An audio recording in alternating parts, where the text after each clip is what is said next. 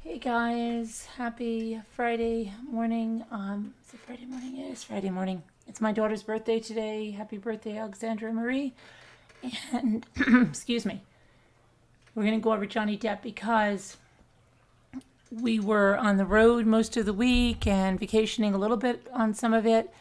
They just couldn't take another week off. But we did listen to a bunch of it in the car. And so we're going to catch up with the cross-examination, the testifying of Ellen Barkin, which is from before, where she said Johnny was mostly drunk. The lies that they caught Amber in, the makeup, the one day with bruises. I don't know why I'm losing my voice. Hold on a minute. The one day with bruises and the next day on, Jimmy Kimmel and nothing.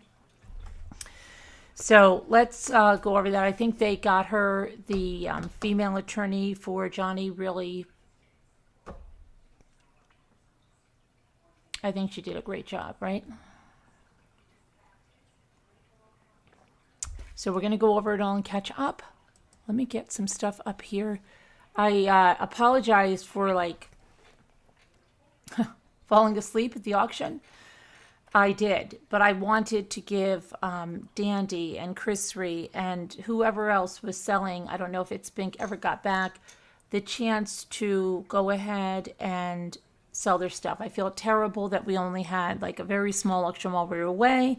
I know people depend on the auctions, as I do, and I want to make sure that they have an opportunity to do that. Now, we will go back to our Saturday auction tomorrow.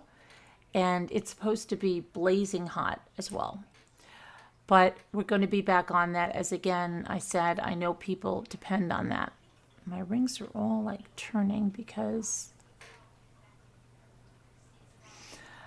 So yeah, we're going to do that. And today, maybe after this, we'll look at Brophy and we'll look at, there's a little bit with Chad Daybell and Tammy Daybell.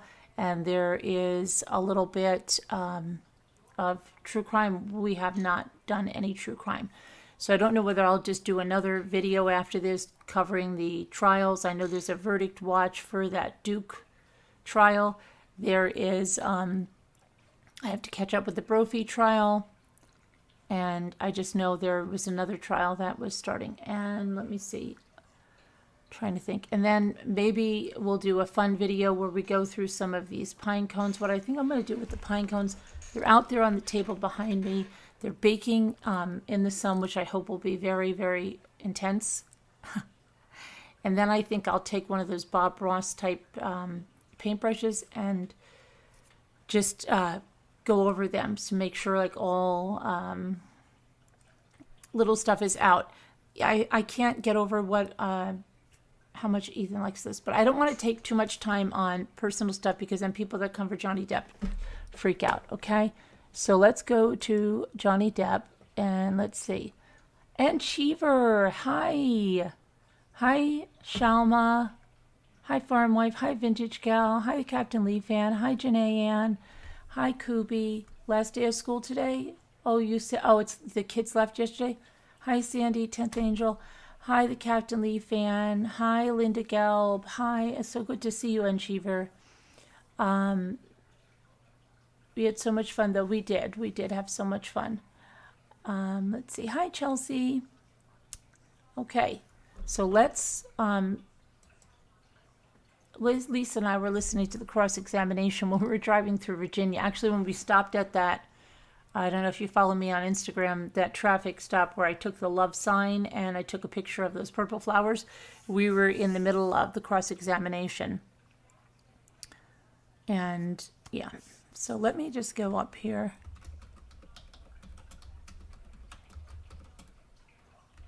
Let's start. And see what we can...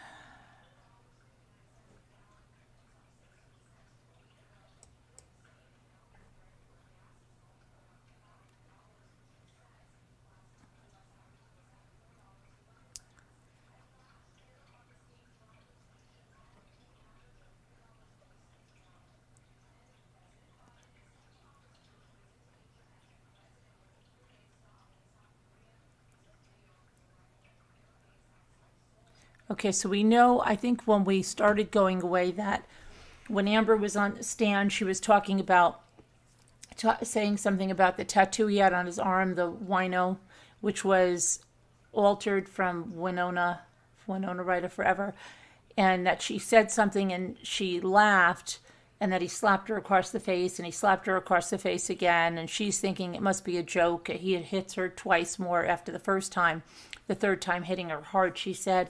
And then she said, we're sitting next to each other on the couch, and I was on edge, and I'm realizing that the worst thing that just happened to me, she said.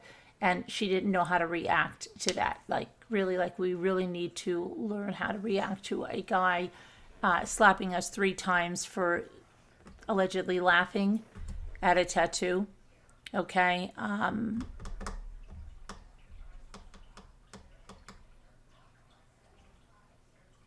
She also said that Johnny once subjected her to a cavity search as he purportedly looked for cocaine that he said she was hiding. She then mentioned also that he assaulted her sexually with a bottle, and she was just praying it wasn't a broken one.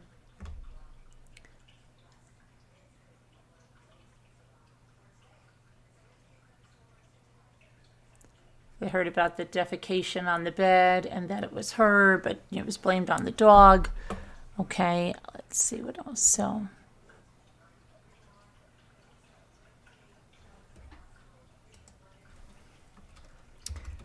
So this is the 6th week of trial in this case. And I know some of you have been just binge. I know It's Bink said she has just been binge watching it 24/7. But so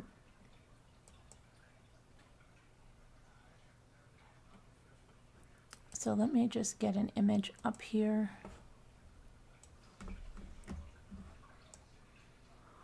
of the 2 of them.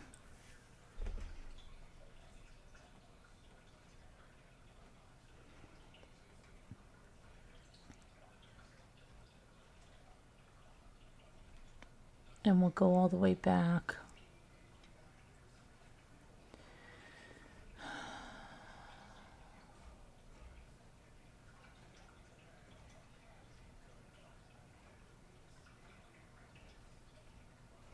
I'm going to go all the way back and recover the week, okay?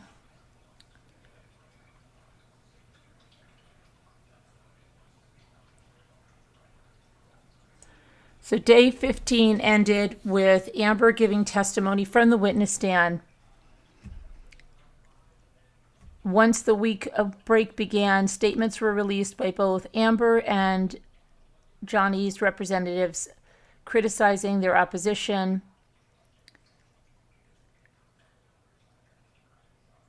And she was going to be cross-examined on Monday. Okay, so let's get to that. So day 15 ended, she's on the stand. We all saw that they had the week-long vacation like we did, and then we're on to week 6.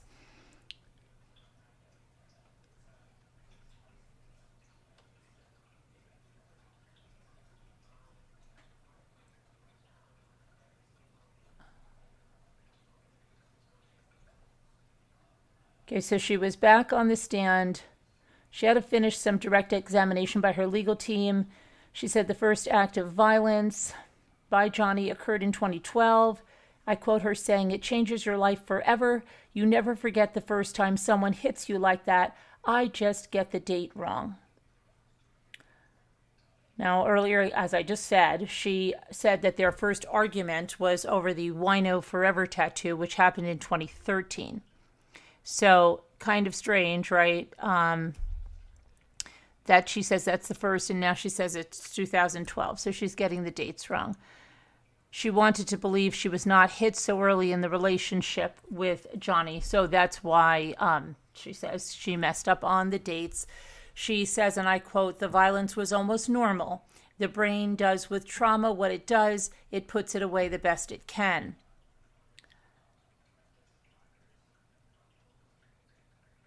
She went on to say that she and Johnny began recording arguments to get to the heart of communication issues in a therapeutic way. Remember that audio recording where Amber says the word couch. She says this was a safe word that the couple would say as a truce to stop fighting. Remember that about the couch? She said Johnny was irate while watching a screening of her film London Fields, and that was about a sex scene where a body double appeared, saying that he slapped her face and pushed or threw, I guess she didn't remember which one, across the room, pushed her across the room, or threw her. She said that film, London Fields, caused a lot of fighting between herself and Johnny, and that Johnny demanded to watch a screening of the film in late summer in 2015 because he was unhappy about some of the scenes. So the two of them, according to Amber, watched a screening of the film at Johnny's chateau in France, and when a sexual scene began that Amber said she was unaware of, a body double was used in her place for that scene, and she told Johnny she didn't film it, but he was still upset, called her a whore, among other names. He then slapped her face, this is all according to Amber, punched her across the jaw, and she recalls that she was flying into this old church furniture that was across the room. She thought she suffered a concussion. Now, while they were watching this screening, Amber was offered a role on a TV series with James Franco and called her consideration of the role a pressure cooker. The role would possibly require brief nudity, which Amber knew she would have to negotiate, and she said Johnny didn't want her to work. I called it a week of hell later. That's what she said on the stand, and this was Monday that we're talking about, okay?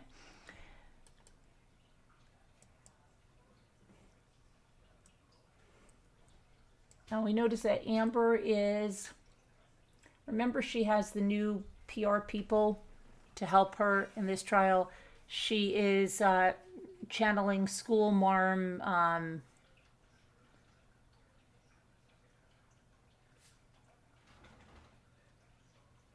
of what am I thinking of? Handmaid's Tale. I don't know what else she is. Trying to appear very, I think, maybe more believable, not so much someone that is just, was an opportunist and trying to get to money like a gold digger type. So Amber then said that Johnny would pass out and vomit regularly when he drank.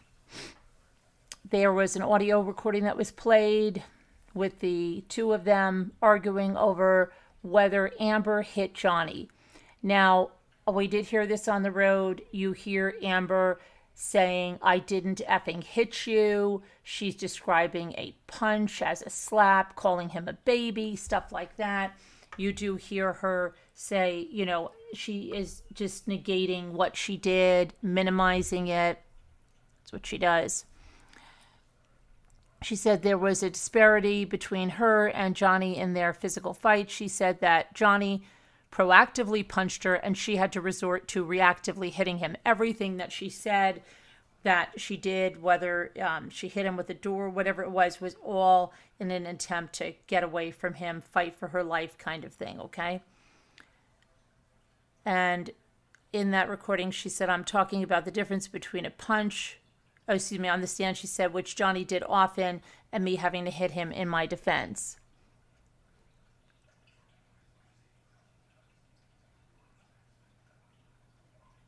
She said Johnny would blame her for his inability to understand and his misunderstanding interactions. She said she was scared and blamed herself for her part in the fights and for putting up with the abuse.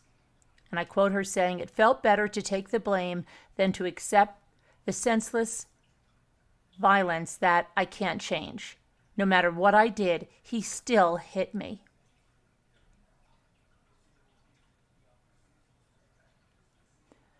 Amber said that Johnny would use his loyal staff to back him up during their fight. She said he would threaten to call in his friends and paid staffers to validate him that Amber was in the wrong, that she was in the wrong.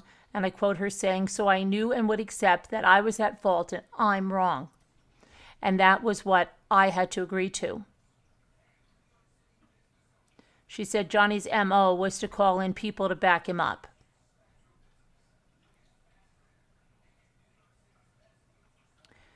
Jurors were again shown a video that we've seen before of Johnny slamming and breaking kitchen cabinets one morning.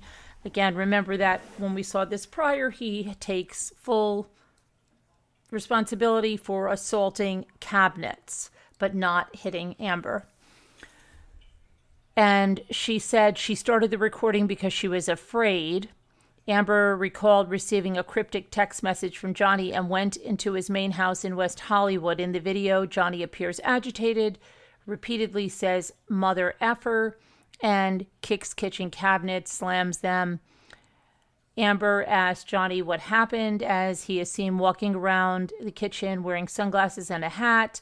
He swings open kitchen cabinets, grabs a wine glass, slamming the cabinet door, breaking its glass. "Nothing happened this morning. You know that," Amber says to Johnny. "I just woke up and you were so sweet and nice. We were not even fighting this morning. I just said sorry." Is that what she said? Johnny gets a second wine glass and says to Amber, "Did something happen to you this morning?" And then throws a glass. "I don't think so. You want to see crazy? I'll give you effing crazy." Johnny then pours a glass of wine, and then he notices the recording device Amber had on the table.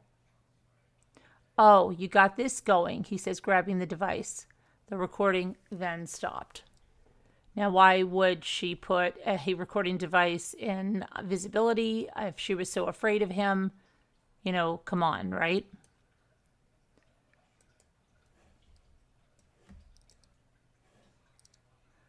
That is Amber's lawyer, Elaine Bredhoft. And she asked Amber about the prank of leaving feces in Johnny's bed. And Amber said she absolutely, and I quote, "did not commit a prank," and called it disgusting. I quote her saying, "First of all, I don't think that's funny. I don't know what grown woman does. I was not also in a pranking mood. My life was falling apart. I had just been attacked on my 30th birthday by my violent husband, with whom I was desperately in love and knew I needed to leave. It was not really a jovial time, and I don't think that's funny, period. That's disgusting." Now let's look at that. She's saying she was not in a pranking mood. Her life was falling apart.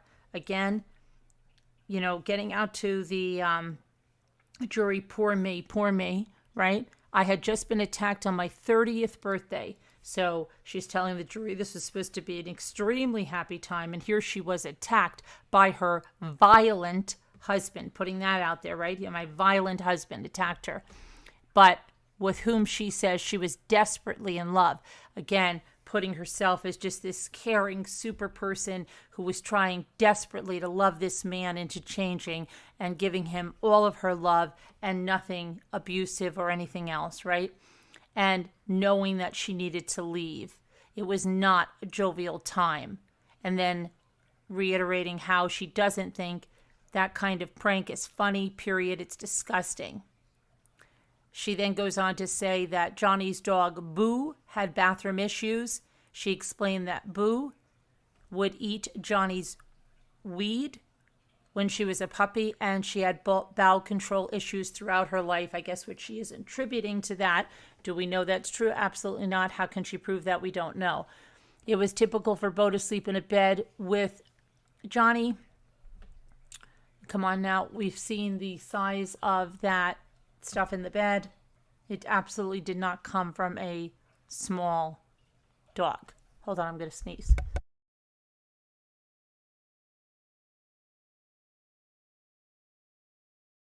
Sorry. Okay. So now they're going to talk about meeting Elon Musk at the Met Gala in 2016. Amber says that she and Johnny had not had any physical contact between April 21st and May 21st of 2016. It's always funny when we talk about this stuff and it's around the same dates. Amber and Johnny were invited to the Met Gala and were to be dressed by Ralph Lauren. Amber said she did not have a phone and was not sure if or when Johnny would show up to the event. She said no one from Johnny's team would talk to her and that Johnny never showed up. And she walked the red carpet alone. At the gala, she met Elon Musk, and she described him as really nice and a gentleman. She said the two struck up a friendship after that. At that point, Amber's attorney that you see here pulled up notes from Johnny and Amber's former nurse, Erin Filati. Now, Amber denies several notes that Filati made. She testified that she was not doing drugs with a high-profile male acquaintance at her apartment in May of 2016, claiming that she was in London. She also denied that she had a history of substance abuse or that she was diagnosed with bipolar disorder or an eating disorder or codependency issues. And I quote her attorney saying, "Did you have a history of substance abuse?" And Amber saying, "I did not. There are a lot of mistakes here."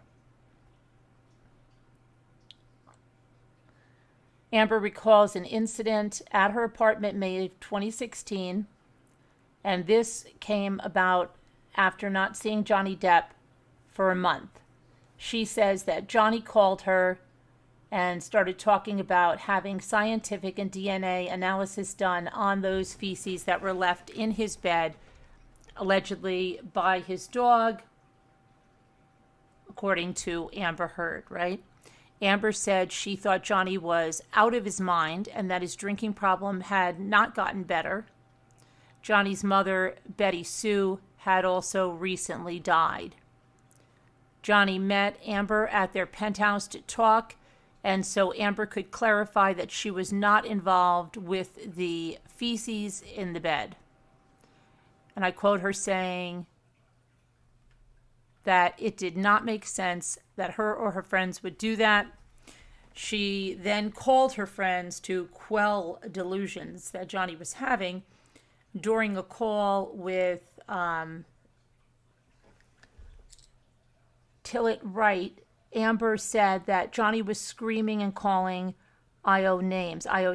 Wright. I.O. then told Amber that she wasn't safe and she should leave the house immediately. Johnny heard this, got more angry. Johnny continued to scream at I.O. and call him every imaginable name you could call an LGBTQIA person. Johnny accused I.O. of wanting to steal Amber from him and then threw the phone at Amber's face, she testified. A physical altercation ensued, and Amber's friend Raquel Pennington, who lived in the penthouse next door, came in to get in the middle of Johnny and Amber. After Johnny and his security guards left, Amber testified that the police were called to the Eastern Columbia building in Los Angeles. She said she felt panicked and called her entertainment attorney, who referred her to a domestic relationship attorney. When the police arrived, Amber said that she told them she refused to cooperate, citing the advice of her attorney. She testified she did not cooperate or file a police report because she wanted to protect Johnny Depp. I quote her saying, "I didn't want him to be in trouble. I didn't want the world to know." Amber said her friend took pictures of Amber's face and the state of the apartment, showing damage she claims that Johnny did during the incident. Photos were taken before and after the officer's visit, Amber said.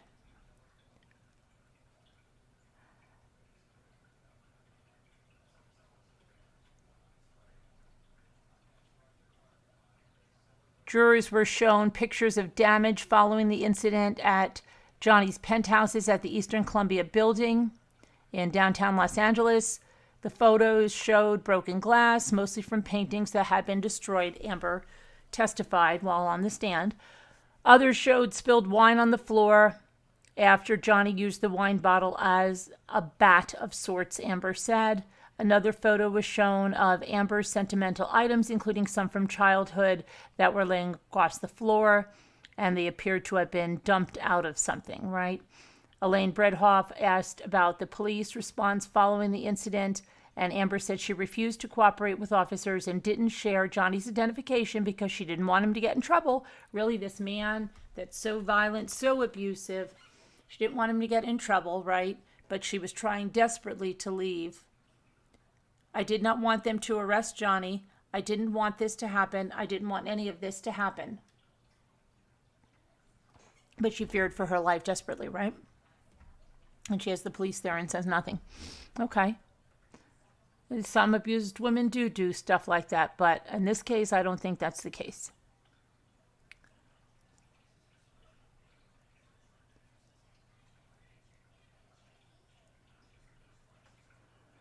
Okay, so Amber described filing for a divorce as the hardest thing she ever had to do. She said she worked hard to make the relationship work again. Yes, she was working hard, right, to fix it. I did everything I could possibly do, and it didn't work.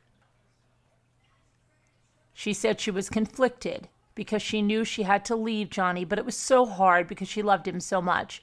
She said she ultimately filed for divorce because she knew I wouldn't survive if I didn't leave him. Again, saying she would not survive. He would kill her. He would destroy her in every way, right? He would destroy her life. He would kill her. How is she not going to survive if she stays? I knew if I didn't, I'd likely not literally survive. I was scared it was going to end really badly for me.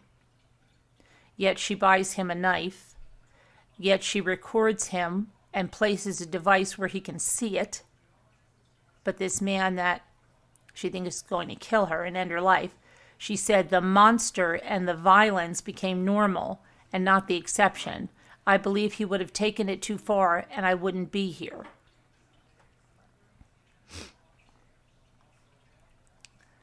Amber went through her makeup routine and discussed how she covers up bruises. Every morning, she said she puts on moisturizer with tinted foundation with sunscreen and concealer.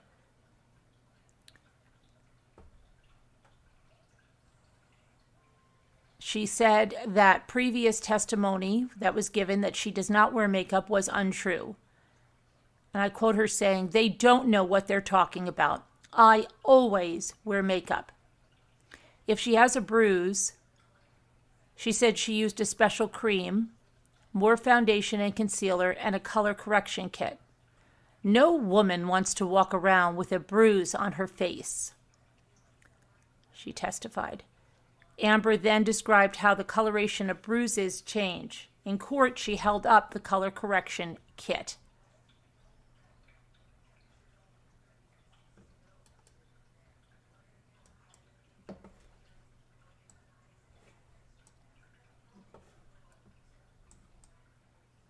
This is so funny because this looks like a kit sold at the Dollar Tree that they have. I think it's from Rock Candy or something. Anyway,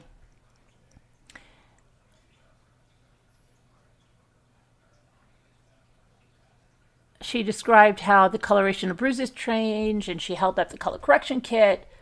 This was not the kit that she uses. Yeah, maybe the lawyer did buy it at the Dollar Tree. And I guess she wanted to state that she would never use that. Depending on the color of the bruise, she covers it up with a color that sits opposite of the color wheel. The bruise starts off red, so she uses green. Great, everybody's getting a makeup lesson. And then when it becomes more purple, she uses more red or orange tone. The bruise then becomes brown and yellow. I should try to cover up that big bruise on my leg from the golf cart. She says that day 2 is trickiest because the bruise is most sensitive when touched. Bruising on your face tends to heal faster than bruises on my body. A nose is pretty much unrecognizable after a day or 2, depending on how much you ice it. Funny, yes, because she's saying her nose was broken, yet her doesn't mention going to the hospital, having your nose set. Anybody that knows when your nose is broken, it needs to be set, unless you want your nose to heal in a horrible way. And a lot of times you even have to go into surgery to have it set. So it's really, plus it causes a tremendous amount of swelling under the eyes. She didn't have any of that, but claims she had a broken nose, okay? And no medical reports of that. She added that lip bruises are the hardest to cover because they crack and bleed, saying that they can be covered up with lipstick. Amber said she tried to stop Johnny's smear campaign, saying she did not want to pursue legal action and prove the alleged abuse. And I quote her saying, "I was trying to get him to call it off. He was calling me a liar, and he was forcing me to prove it. I knew it wasn't going to be good for him, and I kept saying, 'Don't make me prove it. I don't want to.'" Johnny told Amber that he would ruin her professional career and she would end up selling Depends. However, Johnny continued to engage with the press despite Amber's calls to call the so-called campaign off.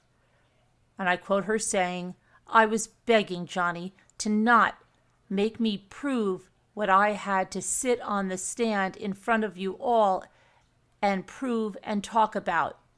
I was begging not to do this. I didn't want this. I didn't want to be here." Johnny said he would back off if Amber agreed to do certain things like drop charges and get back together and go on tour with him. Audio recordings were played between Johnny and Amber, where she says there is documentation of the alleged abuse, including in pictures and text messages. "I didn't want to get him in trouble. I don't want anything from him. Just don't call me a liar. Just don't say this isn't real, because I'm the walking proof of it." End quote. And I quote, "I come from nothing. All I have is my integrity. All I have is my name. That's exactly what he promised to take away from me."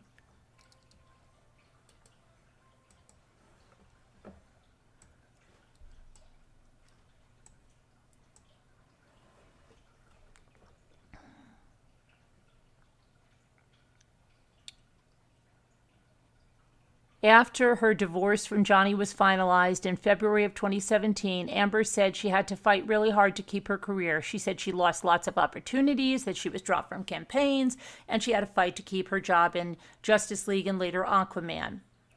She said she was able to keep her Justice League job through hard work and goodwill. She said her career took a major hit when she got her restraining order against Johnny Depp.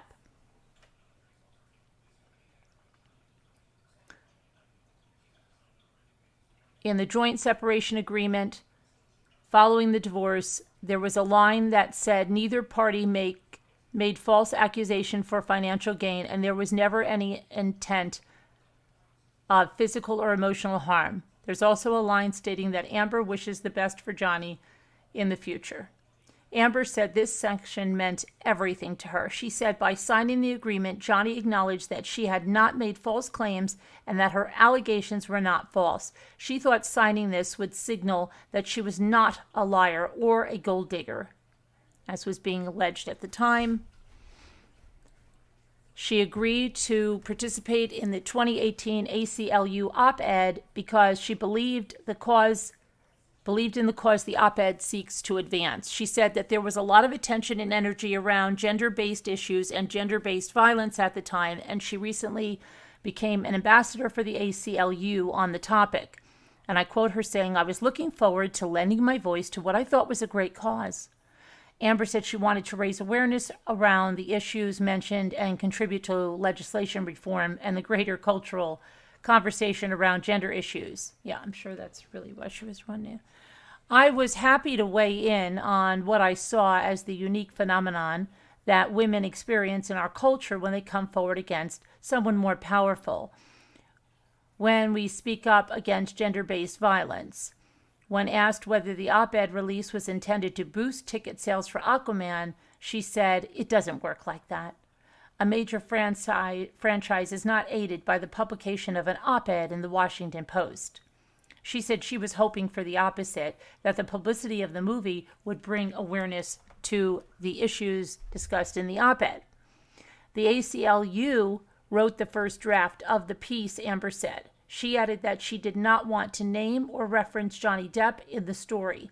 At the time, Amber said she sought the advice of an attorney because she didn't want to get into any legal issues. She said she didn't want Johnny to retaliate against her and prove her point, made in the op-ed that women face backlash when they speak out against someone more powerful. Amber took all of the advice from her attorney, including edit suggestions for the op-ed. She did not write the headline and noted that every word of the piece is true. Amber said she experienced firsthand how institutions protect men accused of abuse, as detailed in her op-ed. After obtaining the domestic violence restraining order against Johnny by providing testimony and evidence as proof, Amber said everyone, including the media and film stations, was ready to support Johnny Depp and fire her. She went on to lament that decision makers in the film industry who did not know about her marriage made comments about her. They were talking about her. They dropped her from campaigns, and they made it very difficult for her to find any type of work. She said she was harassed every day and faced death threats. She said Johnny, in return, faced none of the same. She testified that she had no ill will or bad intentions against Johnny by writing and publishing that op-ed. And I quote her saying, "It was not about Johnny. The only one who thought it was about Johnny was Johnny. It was about me. It's about what happened to me after Johnny. It's about what happened to me after I escaped my marriage. It's about me and my life and what I endured once I moved on with my life." How many times does she say her and her marriage? It's their marriage, right? Yeah. But it's all about Amber. Okay. She testified that her career and emotional well-being were damaged after Johnny pushed back against the abuse allegations in the op-ed. She said that when her attorney, Elaine Bredhoff, referred to 3 statements made by Johnny's former attorney, Adam Waldman, which were used in various articles, calling the abuse allegations against Johnny a hoax. Amber said it was so absurd because she and Johnny lived through it and she narrowly survived, and said she had mountains of evidence. She explained that she lost career opportunities after statements were used in various articles, and these included a L'Oreal campaign, a publicity events for a TV series called The Stand, and communications stopped in preparation for Aquaman 2. She was slated to earn $2 million for starring in Aquaman 2, and she recalled that she was fighting really hard to stay in the movie. She said a bunch of her scenes were taken away and new script versions included less and less of her character since the articles were published. She said she landed one role in a small independent film called Into the Fire, which was filmed in Guatemala earlier this year. She said that the former attorney of Johnny Waldman, that his statements still impact her emotionally on a daily basis, and it forces her to relive the most painful and embarrassingly intimate details that she never wanted to be made public.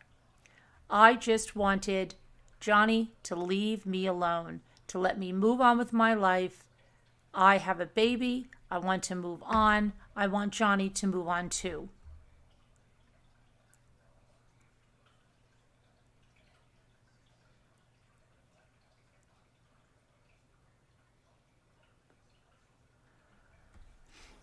After an afternoon break that day, Johnny's legal team began its cross-examination of Amber Heard, and here's where we get to the good stuff.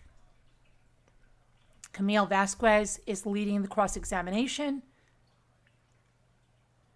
and she made note that Johnny has not looked at Amber Heard once during the trial. "You know why he won't look at you?" Vasquez said to Amber. "He told you never see his eyes again. An audio recording was played from a meeting in San Francisco in the summer of 2016 in which Johnny tells Amber, "You will never see my eyes again."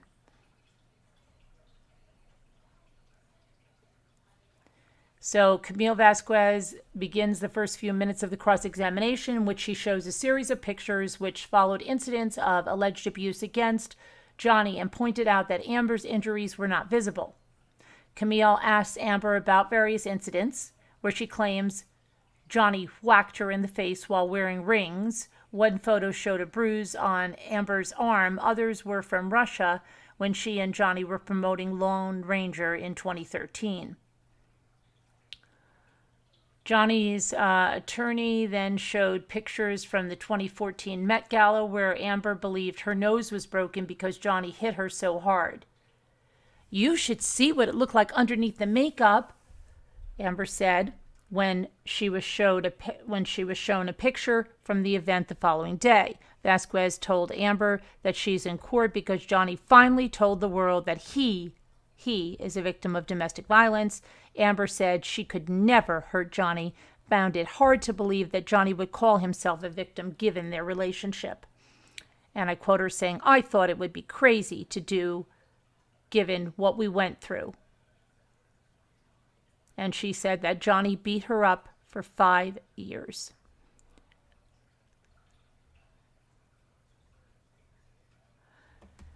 So Camille continues to press Amber on her lack of documented physical injuries after these alleged abuse incidents that she claims were at the hands of Johnny Depp. Amber testified that Johnny kneeled on her back, and that was before a premiere in Tokyo in 2015. She testified that she was checking for bruises in the car on the way to the Mordecai premiere, and she was wearing a black dress. And then she said that she misspoke earlier, claiming that she was checking for bruises after the premiere. Camille Vasquez asked if there were any visible marks or bruises, and there were none. During a trip to Australia in March 2015, Amber testified that she had cuts on her forearms and on the bottoms of her feet. She said she had a bruise on her jaw where Johnny Depp clocked her in the face. Again, she had no photos of any of the injuries she mentioned. She testified that Johnny SA'd her with a broken liquor bottle and that she had bleeding from her vagina. Camille Vasquez asked Amber, "Did you seek any medical treatment after that trip?" To which Amber replied, "No," saying she didn't want to tell anyone about the SA and didn't need to seek medical attention for the cuts on her face. Then Camille asked Amber about her earlier testimony that she broke her nose after an incident on December 15th of 2015, and Amber replied, "It certainly felt like it." According to a transcript from trial, Amber said she thought she probably had a concussion, certainly had a broken nose, and that there was blood everywhere, that her head was bleeding from where Johnny ripped her hair out of her head, and then claimed when that was recanted to her, she said, "Well, that's what I thought."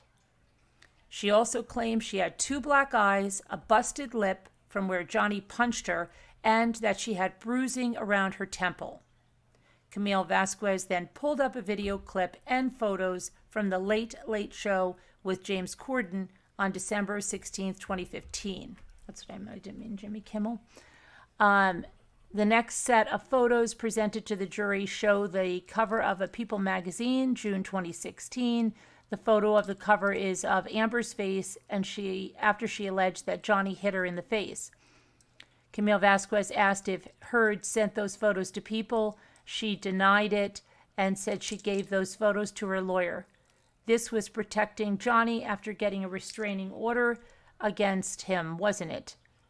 Camille Vasquez asked Amber. Amber said, "This was him calling me a liar and me forcing to prove it."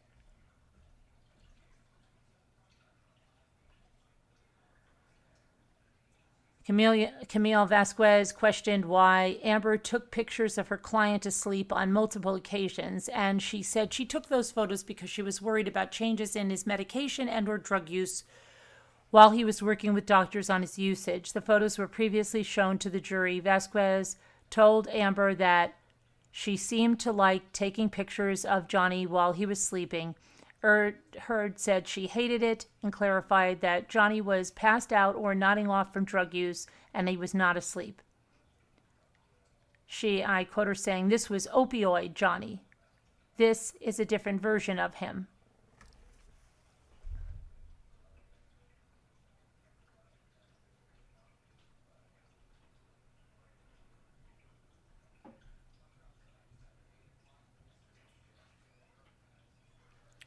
The attorney then referenced the video shown during direct examination earlier on Monday of this week of Johnny slamming the kitchen cabinet. She questioned if Amber had released that video as it hit the internet the day before Johnny's deposition during divorce proceedings in 2016. And Amber said she did not and wouldn't even know how to do something like that.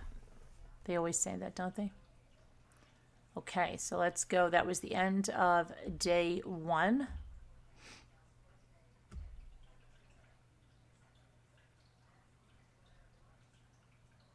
The day ended with a battle over the difference between pledging money and donating money to charity. Johnny's lawyer, Camille Vasquez, pressed Amber about her pledge to donate the entirety of her $7 million divorce settlement to charity, and we've heard about this a lot.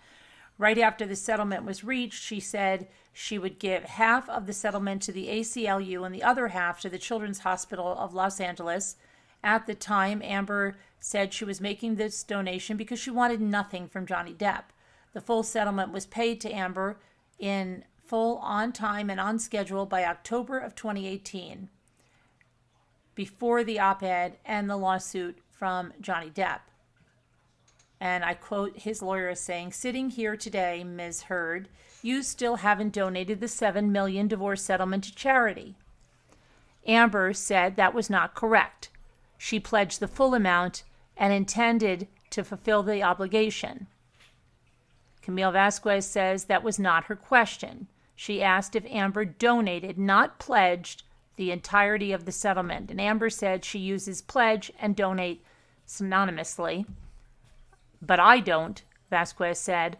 Amber said she has not yet paid the ACLU or the hospital with her own money because Johnny sued me, saying, and I quote, "I have not been able to fulfill those obligations yet."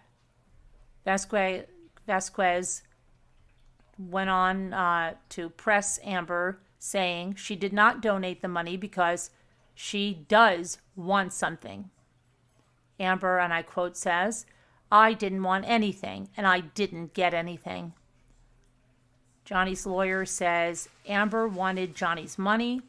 Amber denies that and said that she was with Johnny because she loved him. The lawyer then says Amber wanted praise and good press for donating the money. Amber says that's incorrect and adds that it was not her interest to seem altruistic. Her interest was in clearing her name because at the time she was being called a liar and her motives were being questioned. The attorney then said Amber wanted to remind the public of the domestic abuse allegations against Johnny and make those claims seem believable. And I quote Amber responding, "No, I wanted to move on with my life. Those claims are believable." Vasquez says that Amber wanted to be seen as a noble victim of domestic violence. This struck a nerve, it seems, with Amber, who said, and I quote, "I have never wanted to be seen as a victim, nor have I ever called myself one." Vasquez then says that Amber testified under oath that she donated the entirety of the settlement to charity, but this claim was untrue. She said that Amber had all of the $7 million for 13 months before Johnny Depp sued her and chose not to give it to the charities. Amber said she disagreed with that characterization of what she did.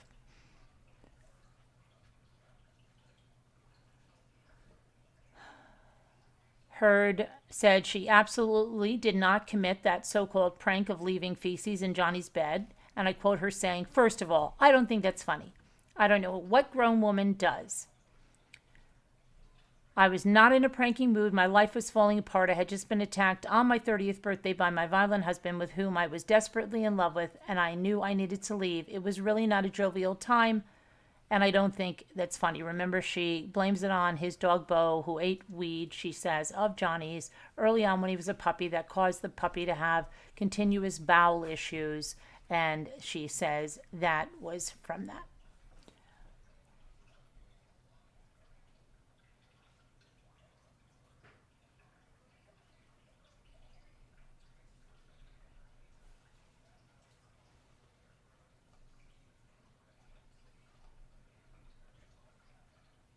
Okay. So on Tuesday, Camille Vasquez continues her cross-examination and presents the knife that Amber gifted Johnny early in the relationship, and recounts that her relationship with Johnny began in 2011 and was magic for the first year. She also noted that Amber testified that Johnny was violent throughout 2012. Amber said there was a break in the violence in the middle of that year. The attorney then shows Amber that knife. She asks Amber, "Is this the knife that you gave that man that was hitting you?" And shows the knife to the jury. "I wasn't worried that he was going to stab me with it. That's for sure," Amber responded to the lawyer. The lawyer then pressed Amber on a sequence of events from 2015, when that Australia trip, when Amber says that Johnny smashed a wall-mounted phone and then essayed her with a broken bottle. Johnny alleges that Amber threw a bottle at him and cut off the tip of his finger. Photos of the area in the home were shown in court, but neither of them showed a smashed phone or even pieces of the phone. Johnny's lawyer repeated that Ben King, the house manager, testified to not seeing any such phone on the wall. Amber said she watched Johnny smash that phone and said it was her best guess that is when he lost that tip of his finger. The attorney said to Amber on those sequence of events, saying she testified that Johnny smashed the phone, then held her down on the counter by her neck and assaulted her sexually with that broken bottle. Amber repeated that she doesn't remember the exact sequence of events, but that all of those things happened that night. And I quote Amber saying, "I never claimed to remember the exact sequence," saying it was a multi-day assault and that it was the worst thing to ever happen to her. Vasquez showed photos of writings on the mirror, which were taken by Amber and King the day after the alleged assault. Amber said that Johnny wrote all of the messages in paint, and Amber asked why Amber herself was not captured in the photos. She asked Amber if it was because she had no visible injuries. Amber said she was taking pictures of the writing. Amber described the writing as crazy conversation that Johnny was having with himself.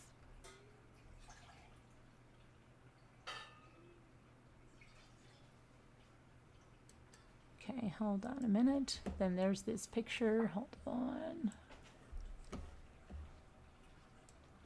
Over here that the jurors were shown, and it's a picture of Amber and Johnny on a boat in Australia.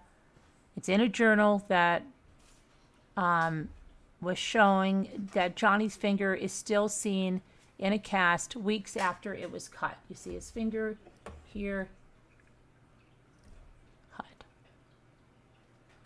And then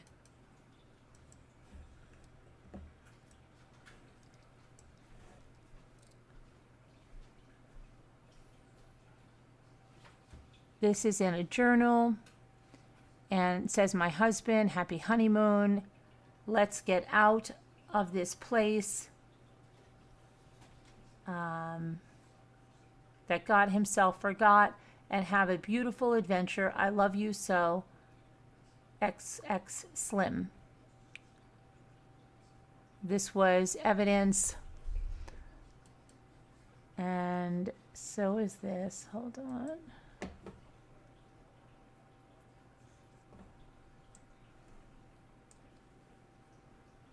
My love, why do we fight? I love you more than anything else. Are we that uncomfortable with being vulnerable? Are we scared, or is it something else? I don't know, but I am sure of one thing, and it's that I can't imagine my life without you. I love you. I will do better. I am sorry. X Slim. So these were shown to the jury. They were a series of journal entries from Johnny and Amber's Journal of Love Notes, which were written in 2015. Camille Vasquez pointed to the entries from Amber sharing her love for Johnny and questioning why they keep fighting. Happy Honeymoon was written in July of 2015. My love, why do we fight ever? Amber wrote in August of 2015. Why? I love you more than anything else. Other entries that were read aloud included Amber apologizing to Johnny, saying, I am sorry, I can get crazy. There were none of Johnny writing any notes that were shown during the cross-examination. So then came some questioning about a trip to the Bahamas in December of 2015. Amber testified that Johnny SA'd her in the bathroom and that she threw something at him while trying to get away. His lawyer, Camille Vasquez, says this differs from the account of the property manager, Tara Roberts. Tara testified earlier in the trial that Johnny was the one trying to escape from Amber. Amber disagreed with how the property manager characterized the situation, saying that she was misrepresented by that testimony. The property manager said that she saw Amber Heard beg for Johnny to come back, but Amber said this was incorrect and that the property manager came into the fight when Johnny was holding Amber by her hair. The lawyer then pointed to Amber's witness statement from the UK trial, the one that Johnny had with the son. She said that Amber only claimed that Johnny SA'd her after hearing Roberts testify that she saw Amber clawing at Johnny and chasing after him. Amber said this was not true. In a recording of Johnny and Amber, which was played for the jury, the couple is discussing an incident that happened on the same trip. Johnny said Amber screamed at him in front of his kids for accidentally spilling wine on her. Johnny's lawyer pointed out that there was no mention of Johnny SA'ing Amber. Amber said that was not the point of that conversation. If I had mentioned SA, it would have started another fight.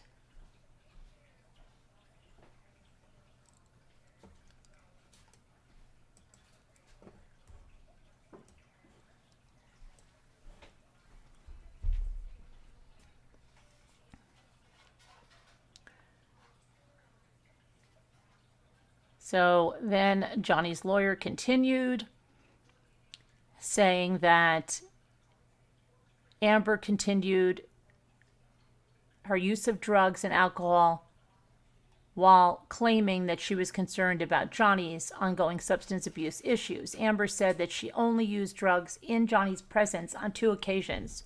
Once when they were on a plane in Russia in 2013, and then during the Hicksville incident.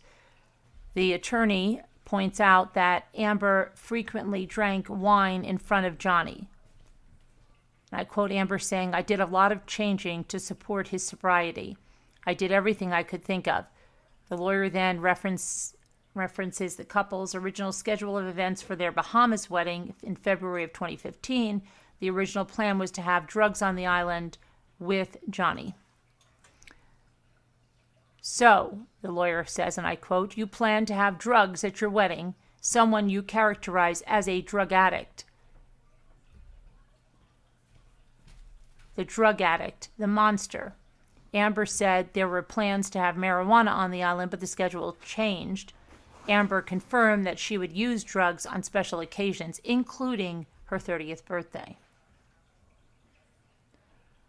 Vasquez, the attorney, narrowed in on Amber's use of drugs during the relationship with Johnny, and Amber clarifies she only used drugs twice during her relationship in the presence of Johnny.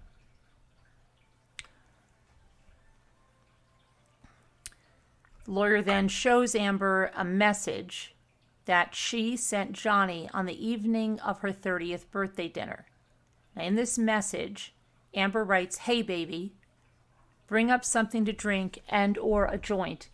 I'm in if you are." This was the birthday that Amber testified about Monday when Johnny was late.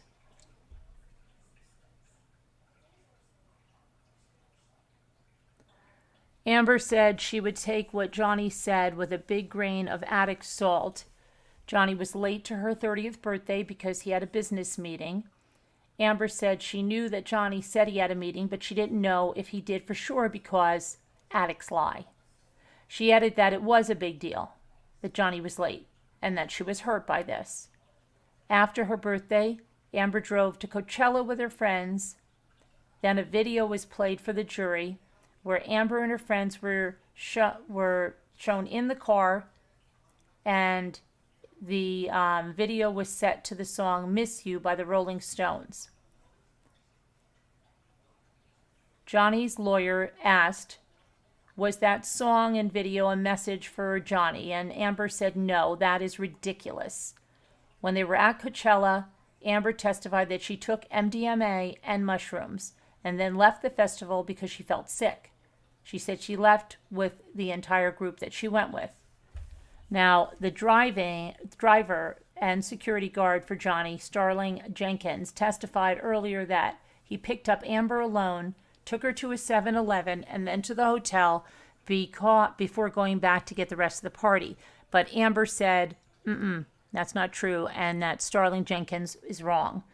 Camille Vasquez asked if Amber does not remember the night because she was on drugs, and Amber says she remembers everything from that night. Another recording, a new one this time, of Amber and Johnny arguing was played in court. We're still on Tuesday, folks, okay?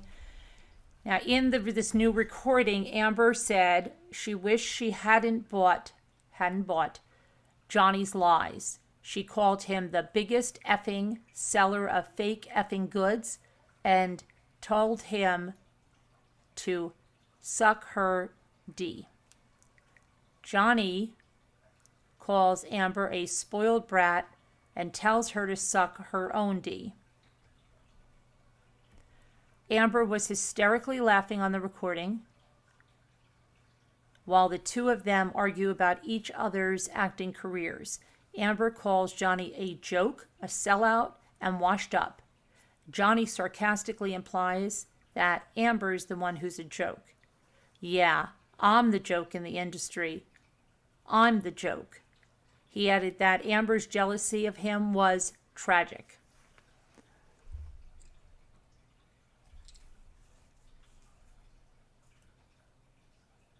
Amber acknowledged that she and Johnny both called each other horrible things. Johnny's lawyer points out on that recording, only Amber is calling Johnny names. She asked Amber if Johnny got her the role in Aquaman. She denied that, saying, and I quote, "I got myself that role by auditioning." Johnny's lawyer asked Amber if she was jealous of Johnny Depp, and that Amber previously testified that Johnny was jealous of Amber working with other actors and taking on sexualized roles in films, to which Amber said he's always been very jealous.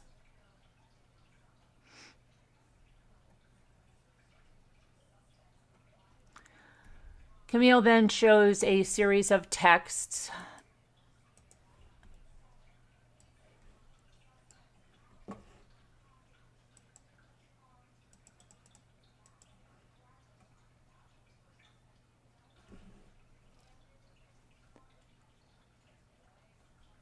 from Amber to Johnny in 2015 saying, right here, "Monster is back,"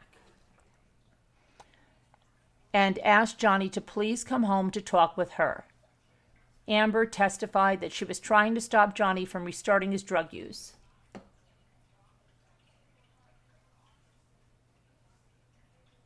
And she says, this is not the man you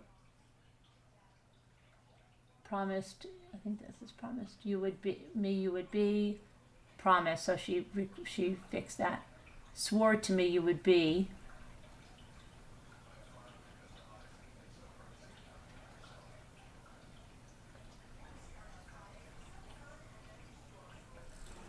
Okay.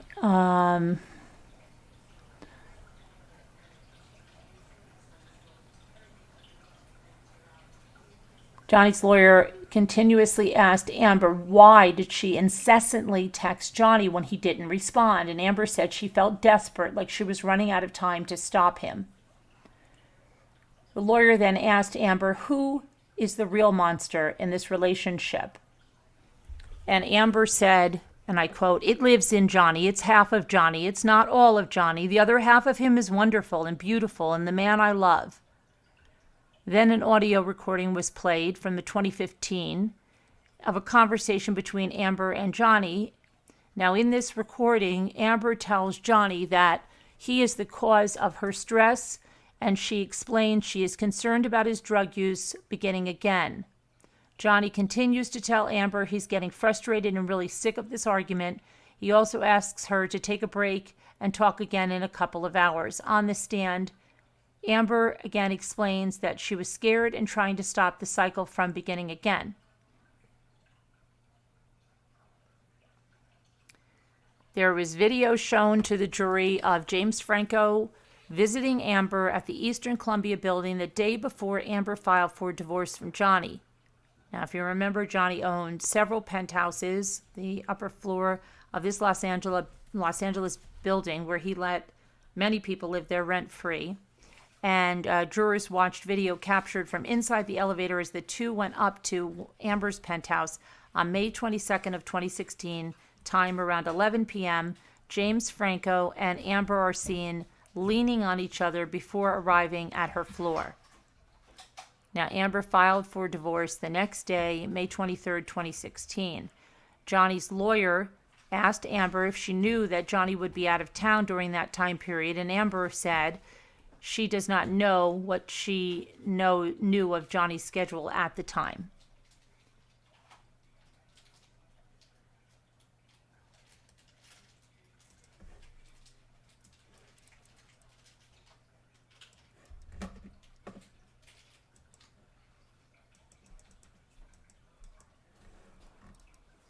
Okay.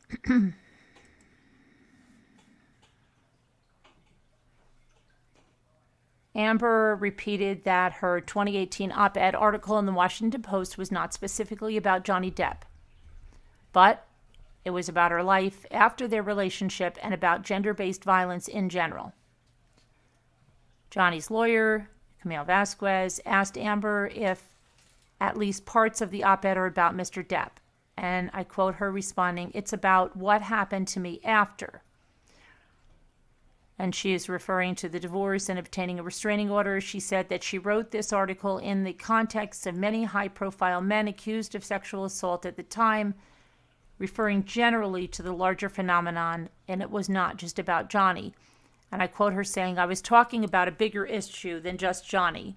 I was talking about what we as a country were doing at the time of the writing, this, which was when powerful men do something horrible, how there is a system in place to protect them, clean up after them, maintain them." This is a reference to not just Johnny. It was about what was happening as a culture when we were addressing a lot of #MeToo issues for the first time. She said she did not write the headline for the op-ed. She said that she wanted to keep the SA abuse private.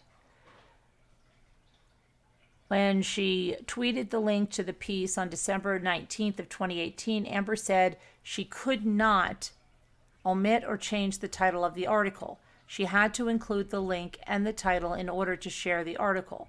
She said the goal of tweeting the op-ed was to provide the link so people could read it. Amber said she may have seen the title, but she didn't notice it.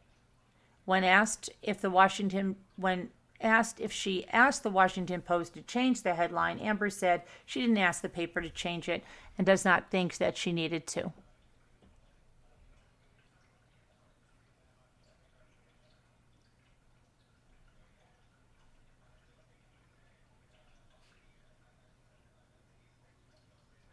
Amber testified that she only got physical with Johnny when trying to defend herself.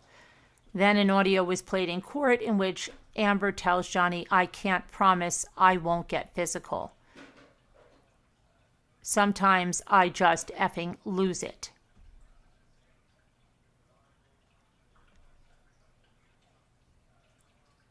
Amber told Johnny's lawyer, Camille Vasquez, that she already explained the context the day prior. Then Johnny's lawyer plays an audio that was already heard in which Amber said she hit Johnny. Johnny said he was in the bathroom and he didn't mean to scrape Amber's toes when he closed the door. He then said Amber kicked the door, hitting his head before she clocked him in the jaw.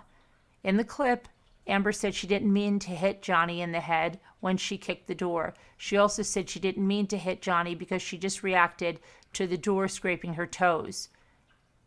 Johnny's lawyer said Johnny was hiding from Amber, not the other way around.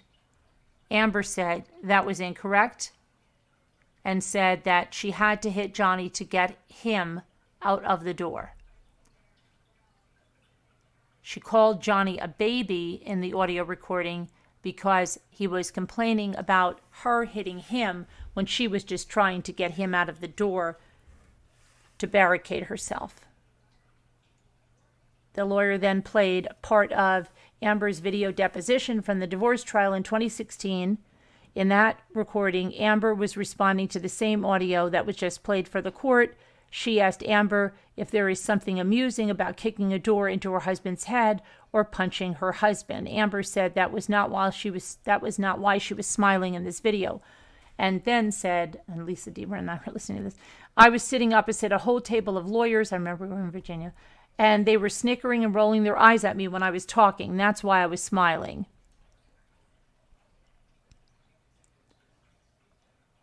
In the last few moments of the cross-examination, Johnny's lawyer continued a fast line of questions, asking Amber about leaks to TMZ amidst her divorce filing.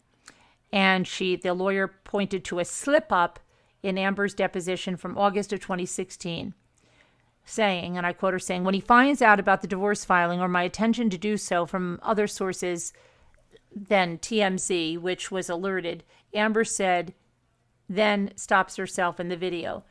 And the attorney says, slipped up there, didn't you, Miss Heard? And she asks her that she let it slip that TMZ was alerted of her filing of domestic violence restraining order. And Amber said, I never got paid for it because I had nothing to do with it. Vasquez then accuses Amber of releasing the video she shot of Johnny slamming the kitchen cabinets to TMZ the day prior to the 2016 deposition. Amber said, I wouldn't even know how to do that. And also, what does that get me? If I wanted to leak things about Johnny, I could have done that in a much more successful way, in a bigger way for years. And the lawyer says, and I quote, not when you were extorting him for $7 million. Amber says, I got a fraction of what I was entitled to in the state of California. What extortion?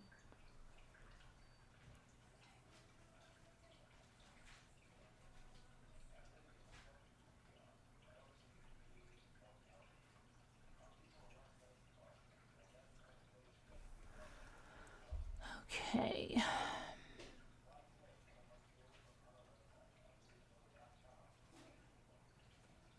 Then there is a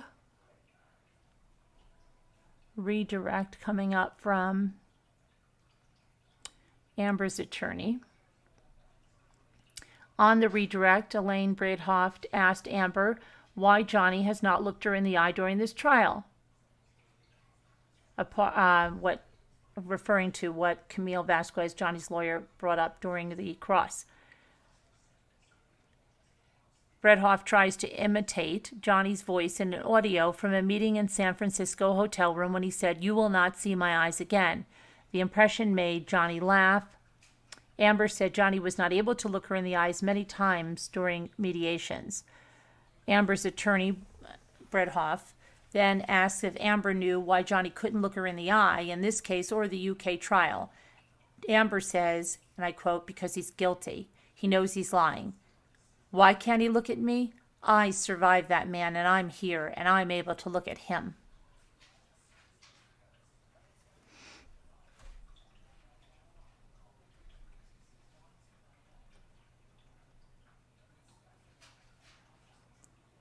Jurors then watched a video deposition from Amber's friend Io Tillett, Wright, and Johnny's team began the questioning in that video recorded in March of 2022. Wright and Heard met in 2011 in Los Angeles, and he worked for the New York Times at that time. Io Tillett Wright says that he lived with Amber between August 2013 and June 2014. He says she stopped being friends with Depp in late 2015, but maintained that he stopped being friends with Depp in late 2015, but maintained his friendship with Amber. He said that he never saw Johnny beat or assault Amber and said Johnny was loyal and kind. When sober, Wright said that Johnny was lovely, magical, and funny, and described a sober Depp as lucid, imaginative, said he felt a kindred connection with Johnny because they shared a perspective on the world that he shared with a few people in his life. And he described the substances Johnny consumed. He said he saw Johnny drink alcohol, use cocaine, ecstasy, marijuana, and mushrooms. Wright said he never drank or did drugs with Johnny. He said that Amber was vehemently against cocaine, but he had seen her use ecstasy. He said that Amber drank red wine regularly in the evenings, except when training for an acting role. That Amber's mood changed depending on circumstances when she was drunk. During celebratory moments, he said drinking made her loose and fun. Hold on, I gotta sneeze.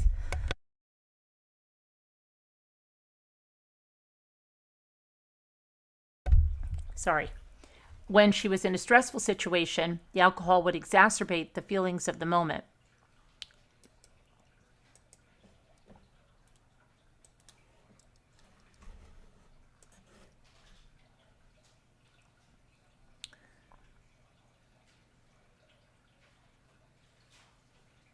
There were constant interruptions during the redirect by Elaine Bredhoff by Johnny's team. And almost every question Bredhoff asked her client, Camille Vasquez on Johnny's side would object. The basis for these objections included hearsay, leading, lack of foundation. Most of them were sustained by the judge. All of these interruptions really broke up the flow of Amber's attorney. They left her unable to ask Amber many questions compared to the rapid-fire cross-examination from Camille Vasquez.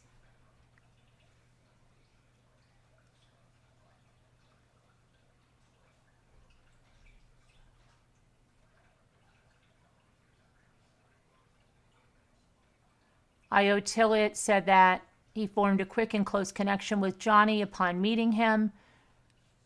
He said that he was close with both Johnny and Amber and was Amber's best man at their wedding. He recalled a conversation between himself and Johnny after the wedding, quoted him saying, "We're married now. Now I can punch her, Heard, in the face, and nobody can do anything about it," is what he testified that Johnny said to him. Okay? He spoke highly of Johnny, saying he is welcoming, incredibly smart, and funny. Elaine Bredhoff asked Wright about Johnny's drug use and alcohol use, and he answered that Johnny would become very mean, very surly, very paranoid, extremely paranoid, and would weave together elaborate situations, including Amber having affairs. He said that Johnny had a cigarette or joint in his mouth at all times, to the point where he was confused about how he could function. He also recalled seeing Johnny's marijuana closet. He recalls that Johnny wanted to get sober for Amber, but Johnny didn't enjoy being sober.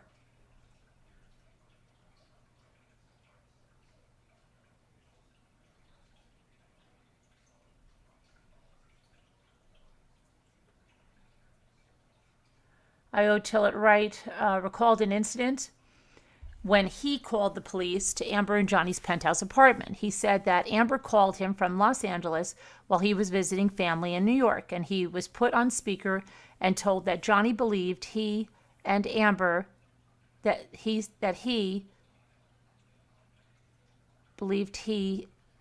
on a minute. Something's wrong here. He was put on speaker and told Johnny that Johnny believed that Amber shite on Johnny's pillow. Wright says he and Amber started laughing, but they stopped once they realized that Johnny was serious about these allegations. He said that he was not there in that incident, and Johnny got more agitated. He testified that he heard a bang noise and then Depp say, "Oh, you think I hit you? What if I peel your effing hair back?" He then heard the phone drop. He heard Amber screaming. Said he immediately hung up, called Raquel Pennington, who was Amber's best friend who lived in the penthouse apartment next door. He then called 911 in New York and another friend in Los Angeles who knew Amber. And Wright said he could not remember if he called the NYPD a second time. Wright said he arrived at Amber's penthouse the next day. He said he believed the fight between Amber and Johnny happened in late December of 2015 or early of December 15th night or early of December 16th on the morning he arrived after midnight on the 16th. He said he saw the chunks of hair on the floor that were pulled out of Amber's head, and he saw other visible physical injuries. Adam Waldman then asked Wright about these statements and said Amber was making fake sexual assault allegations and conspiring to create an abuse hoax. After these statements were made, Wright said Amber retreated and became isolated, embattled, and distressed.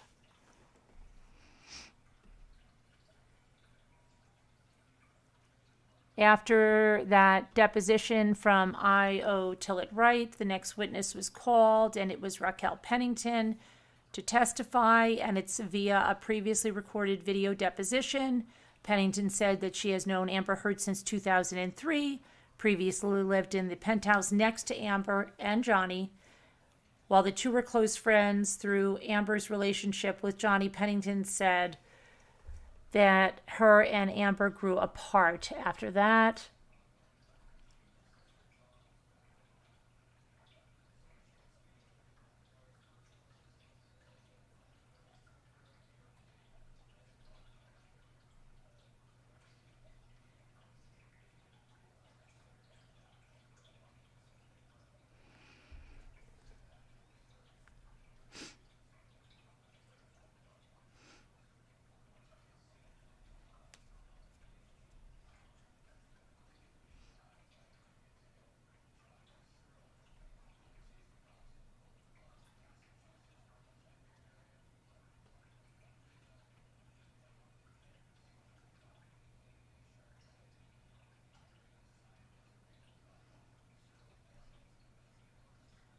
Okay, so Tuesday afternoon, a video deposition was played of Amber's friend, I.O. Tillett Wright, who described Johnny as mean and vicious when he was not sober. Quoting, Johnny when sober, was lovely and magical and very funny. Okay, so we've heard all that. Now let's go back to...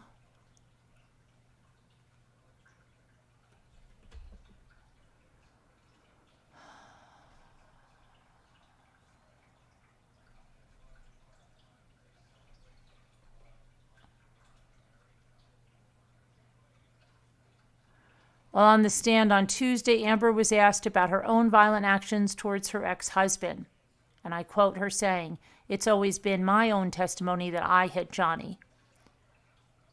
Asked whether she threw anything at him during a specific incident, she continued, "I hit him in defense of my sister. I didn't have anything to throw at him. I never threw anything at him. I hit him when he attacked me and my sister, specifically when he moved for her. That's when I hit him." And Camille Vasquez said, "So it's your testimony under oath that you threw nothing at Mr. Depp?" She then says, "I have thrown things at Johnny, to be clear, but not on that occasion." So then they have Raquel Pennington, Raquel Pennington testify. First part of her deposition was played on Tuesday, in which Pennington describes her relationship with Amber. She said the two were close friends but have since grown apart. On Wednesday, that deposition picked up with Raquel Pennington recalling that Amber had cuts on her arms after returning from the Australia trip. At a Thanksgiving dinner at Amber's penthouse in the Eastern Columbia building, Raquel Pennington recalls spilled wine on the bed and on the ground and that there was glass everywhere. She also testified that she observed several injuries on Amber that night and that Amber's head was raw and bloody with a chunk of hair missing. Amber's nose was swollen on the upper bridge. She had a cut on her lower lip and her face was red. She had the redness of her face. She said the redness of her face could have come from Amber's crying. Pennington took several photos depicting Amber's injuries, including bruising under her eyes, part of her head where the hair was ripped out, and a clump of hair on the floor of Amber's apartment.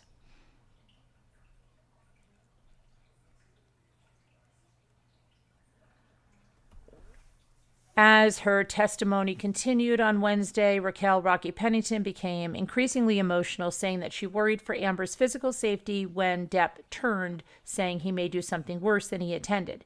I quote her saying, "I was scared for Amber. I was sad for her. I was also sad for Johnny because he is my friend too, and I really wanted them to be able to get it together." She recalls the Hicksville incident that sparked a major fight between Amber and Johnny. Amber and her friend Kelly Sue were sitting on a chair and hugging in a friendly manner around a campfire, in Pennington's recollection.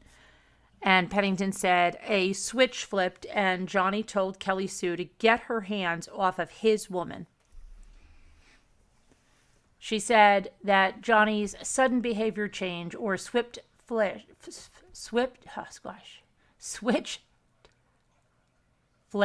wasn't surprising, but she never knew what caused it.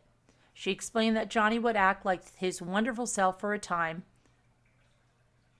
and then a switch would flip, and he would either disappear by himself or his mood could change to something darker. Generally, Amber would follow him in an attempt to provide comfort, which is what happened in Hicksville that led to this alleged fight. Pennington recalled that she was going to their trailer the following morning where the fight took place. She said that Amber and Johnny had already left, but the trailer was in disarray with knocked off light fixtures, cushions off the couch, and items thrown around. When asked if Pennington had known Amber to destroy property, she answered no. Pennington became more emotional as she explained injuries on Amber's head and face sustained in December of 2015, the day before Amber appeared on the James Corden show. Pennington said Amber's eyes were bruised, her nose was swollen, and that was after an alleged incident in the penthouse.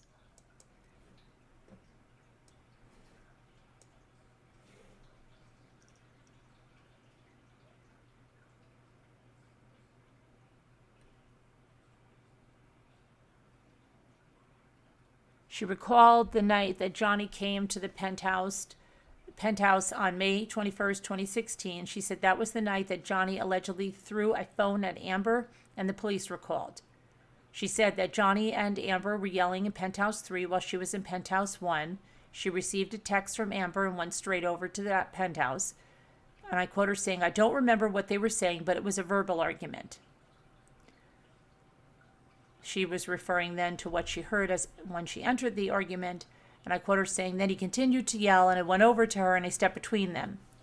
She did not see Johnny touch Amber or throw anything at her.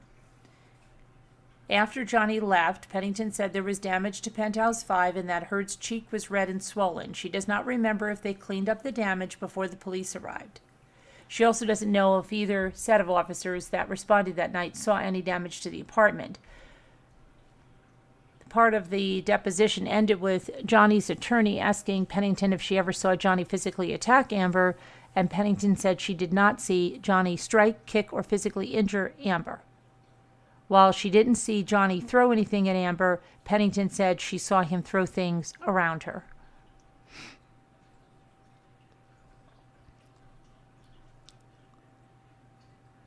Raquel Pennington claimed that Amber did not have physical injuries when she appeared on James Corden's show, and she says that's false. She said that she was with Amber when she was getting ready to appear on the Late Late Show with James Corden, and she said that any claim that Heard had no injuries that day is false. It's a false assessment or statement. And she said, and I quote, "I saw injuries on her body from the time directly after they happened, throughout the next night, the next day, and as they continued to heal." A series of photos that Pennington took of Amber were shown depicting Amber with cuts and bruises on her face and head. Pennington previously testified that she never saw Amber pull out clumps of her own hair or paint on bruises with makeup. It was the opposite. She often has to cover bruises and injuries on her face with makeup, Pennington said, and added that she witnessed her do this. She added that she had conversations with Johnny in which he was sorry and apologetic for his behavior during physical and verbal arguments with Amber. In those talks, Pennington said Johnny made it clear that he was sorry. She said he asked for forgiveness and said he was working on getting clean and getting better. She saw him get better a lot of times, but never permanently.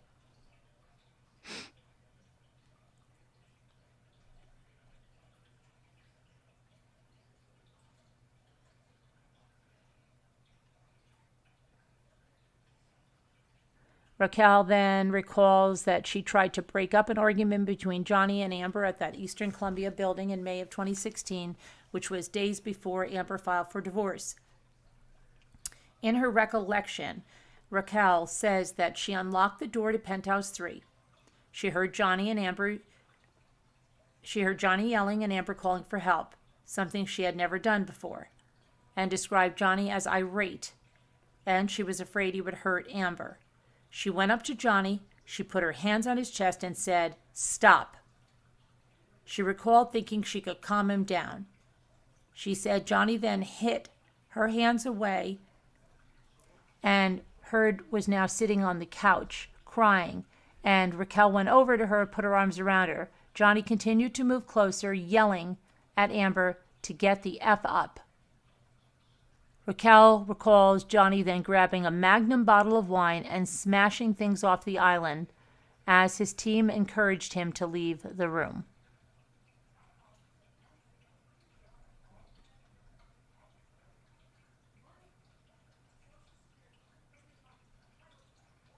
She ended her deposition by going through photos she said depicted damage of the apartment the night of May 21st, 2016. There were photographs taken off the walls and put onto Johnny and Amber's bed. There was broken glass, spilled liquid on the stairs, boxes of papers overturned in Amber's office.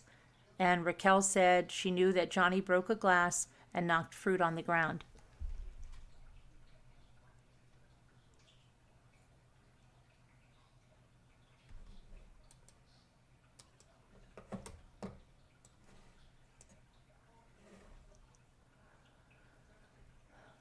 Raquel described a photo of Amber in the courthouse with her publicist the day she filed for a domestic violence temporary restraining order, and said that Amber had a bruise on her right cheekbone and described her as a skeleton. She testified she did not see Amber put on makeup that day. She also described a photo of Amber in the courthouse with her publicist the day she filed for a domestic violence temporary restraining order against Johnny, and said that Heard had a bruise on her right cheekbone and described Heard as a skeleton. She testified, we just went over that. Sorry. She testified that Amber is not a gold digger and never saw a makeup artist put fake bruises on her face. And she added that Johnny told her that he cut off the tip of his finger but could not remember exactly what he said to her.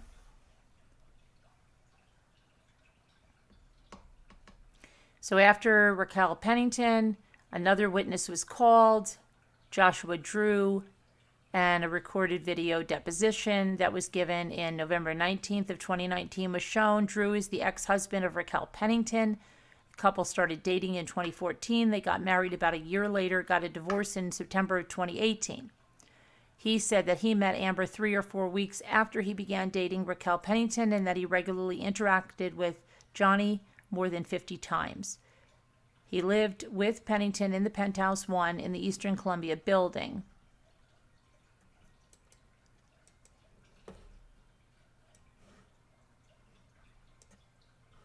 Oops, hold on a minute.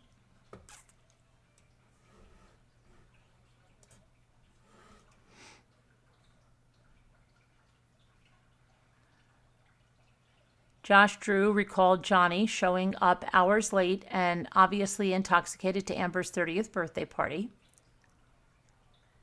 He said that Johnny put on a show for everyone when he arrived. Drew catered the dinner, and he testified that he had never seen Johnny strike or hit Amber with a fist. He was also asked to recall the incident between Johnny and Amber on May 21st of 2016 at the Eastern Columbia building. Drew said he spoke with both officers who responded and showed them damage around the penthouses and in the hallway. Damage included broken glass, broken picture frames, and a dent on the door that was shaped like a bottle of wine. Drew remembered speaking to a male officer and asked if anything could be done following the incident. The officer responded that between the damage and Amber's face, there was enough here to go pick him up, Depp, if Amber wanted to file a report. Drew also testified that he never saw Johnny hit Amber, smash the wine bottle, or break furniture. Drew said that he and his ex-wife, Rocky Pennington, had hundreds, if not thousands, of conversations about Amber and Johnny's relationship.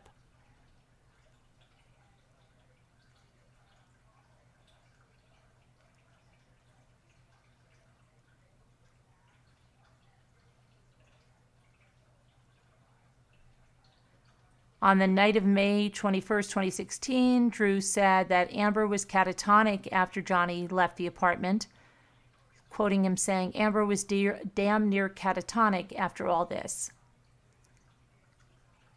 He said that he and Raquel Pennington took Amber to Penthouse 1 to deadbolt the door and keep her safe.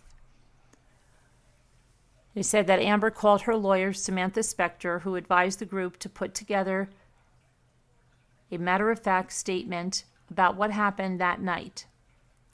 He added that it was ultimately up to Amber if she filed a police report. The next day, Drew said that he saw Amber multiple times and testified that Amber had marks on her face, including a red mark and a small bruise on her cheekbone and a bruise on the side of her eyebrow with a little bit of swelling.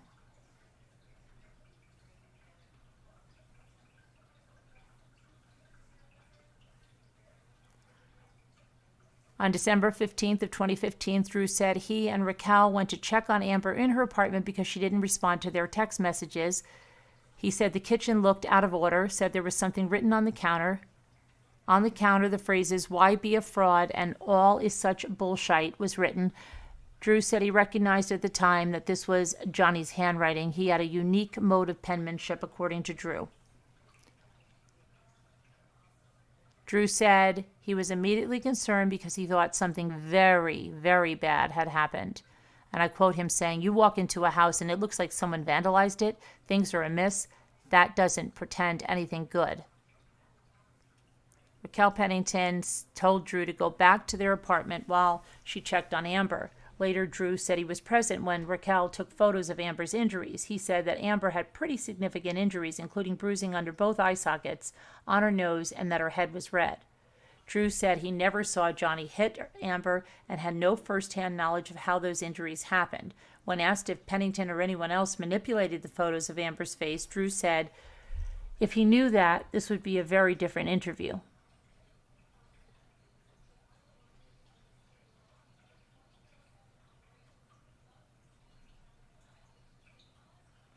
Now, the sister of Amber, Whitney, took the stand.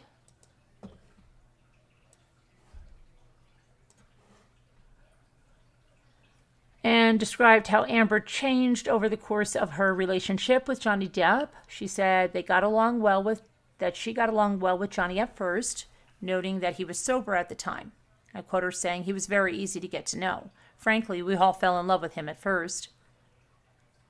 Whitney then said Amber and Johnny were incredibly in love and that she never saw her sister fall so madly for someone. But then she noticed a pattern beginning. She said if Johnny was using or drinking, there was almost always a fight. He would be sober for a little bit, then almost just as quickly fall off the wagon. Whitney said Amber stopped sleeping through the night and was not as loud and fun as she used to be. She also said that Amber was physically unwell, that she was emaciated. Her eyes had sunken in by the end of her relationship with Johnny, which could also be caused by drug use on her own. If you do a side-by-side, you would see two different people. That does not prove that Johnny abused her. She went on to say Johnny was controlling over Amber's appearance and career. What started with Johnny making jokes about Amber's appearance and wardrobe intensified. I quote her saying, Amber went from wearing what she wanted to what a stylist wanted, noting that Amber's clothes got more conservative. Very unlike, right, what she's wearing into the courtroom today. With work, Whitney said that things started out more innocent and then escalated. At first, she said that Johnny was protective of the jobs that Amber would take, saying some were not good for her career, so he was advising her. Then, Whitney said he started to take issue with her taking any job, adding that anytime Amber thought of taking a meeting, it was a fight. She said that Johnny told Amber that she didn't have to work because he could take care of her. He was vehemently against her working at all. Over time, Whitney said that Amber's circle of friends got smaller. If Johnny took issue with someone, they were not allowed into the fold anymore. And this included I.O. Tillett Wright and Whitney herself. At one point, she said that it was hard to watch Amber's support system get smaller. Johnny was also controlling over Amber's devices.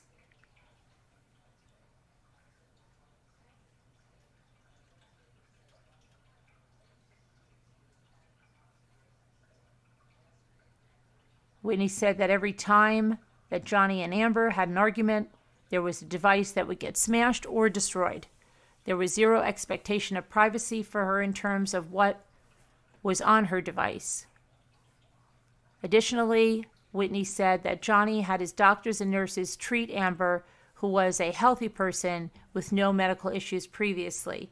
And she said that Dr. Kipper and his nurses put Amber on medications and got her a therapist paid for by Kipper.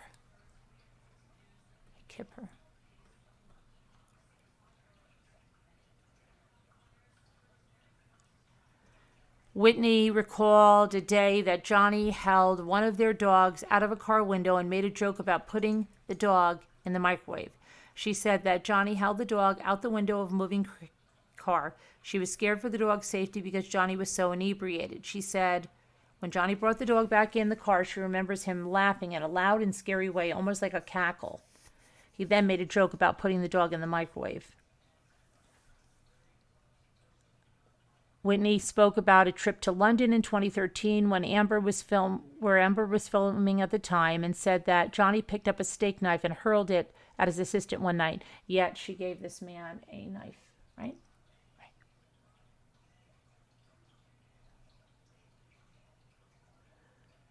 Whitney testified about Johnny throwing a Red Bull can at his nurse, Debbie Lloyd, inside one of his penthouses. She said that Johnny was telling her about messages Amber found on his iPad between him and another woman.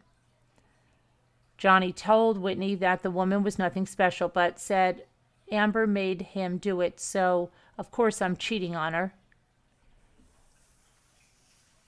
Amber was standing on the mezzanine and started shouting at Johnny. Both were saying horrible things, Whitney said. Amber called Johnny old and fat. He called her an effing see you next Tuesday. At that time, Whitney said she and Lloyd went up the stairs to calm Amber down, and Johnny threw a Red Bull can and hit Lloyd in the back. Lloyd did not seem to react or notice. Johnny then ran up the stairs and hit Whitney in the back. Amber told Johnny not to hit her sister and hit him.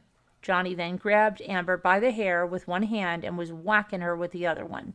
The next day, Whitney remembers Amber's closet was destroyed with clothing racks on the floor and tossed down the stairs, and jurors were shown photos of, hold on one second, this is my son, photos of the damage. One second.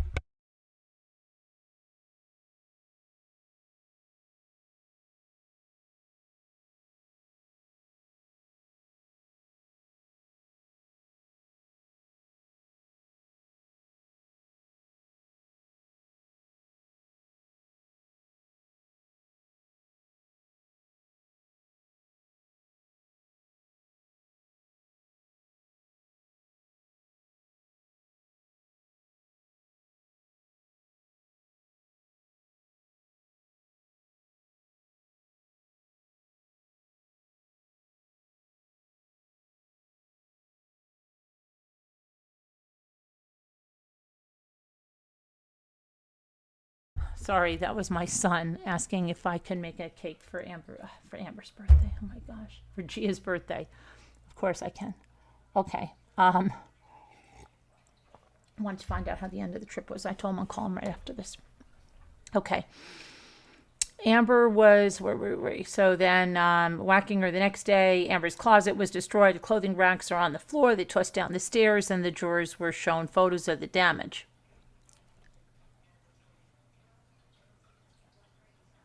Now, during cross-examination, Whitney said she served as a marriage counselor to Amber and Johnny, and said that she thought of Johnny as a brother, and Johnny called her sis. And after the staircase incident, that Whitney said she tried to mediate disputes to help the couple reconcile, saying, "I was trying my best to support them the way that I thought I could."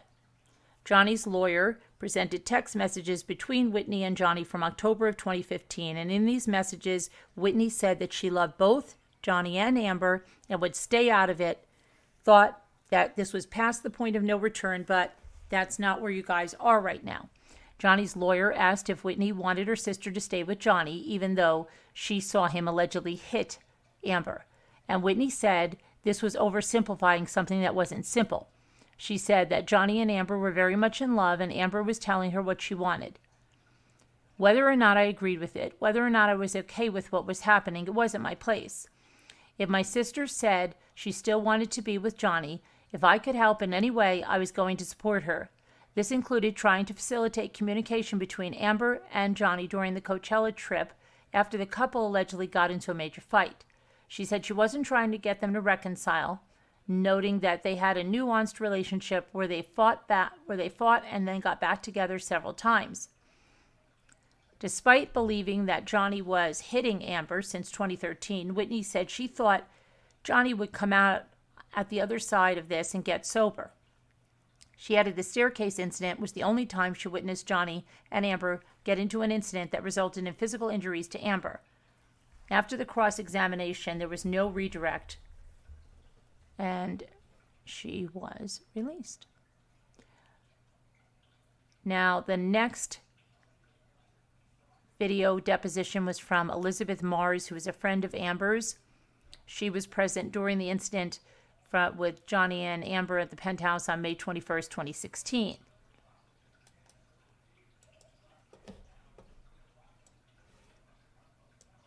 Okay. Elizabeth recalls a frightening encounter with Johnny when he charged towards her with a wine bottle. She was at the Eastern Columbia building helping Rocky prepare for a craft show. She recalled being in a room at one of the penthouses and hearing a commotion that was getting closer and closer. Elizabeth recalls a door slammed open and Depp slammed open. Pushed. Wouldn't be slammed open. Sorry. And Johnny came bursting through, looking intoxicated, and holding a magnum bottle of wine. She said that Johnny charged towards her with the bottle and mumbled, "Get your biatch out of here."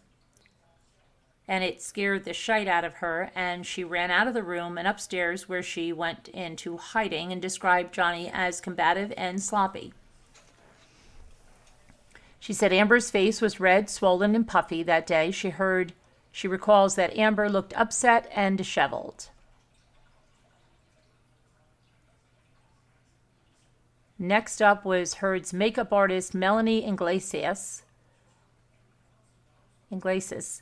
And there was a video deposition that jurors watched, and she was questioned about injuries on Amber's face, including the day of her James Corden show appearance.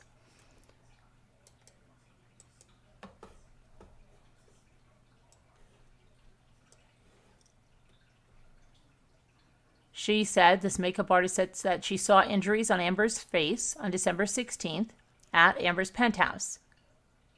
That was also the day that Amber was going to appear on the James Corden show. The makeup artist said that Amber had discoloration under her eyes, on the bridge of her nose, as well as a split lip, and that Amber also showed her a spot on her head where chunks of her hair were missing.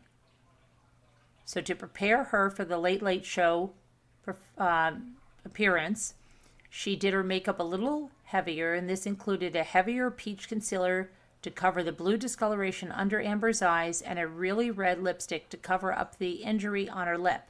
I remember thinking we needed to highlight in certain areas, and red was the only option to cover the cut that was there. She said she wanted to draw attention away from Amber's injuries. She said that Amber usually wore natural, simple makeup every day. She said that Amber usually wore beige concealer under her eyes, and while preparing for the show, the makeup artist said Amber was angry, sad, and erratic, but when Amber was on the show, she had the ability to turn it off and do her job and perform how she was supposed to perform. She said that she does not know firsthand what caused Amber's injuries, only what Amber told her. When asked by Johnny's lawyer, she said that she has never seen Johnny physically abuse Amber. The next witness is Amber Heard's acting coach, Christy Sexton, and she was also testifying via a previously recorded video deposition from the December 18, 2019. She previously testified during the UK trial that Johnny brought against his son.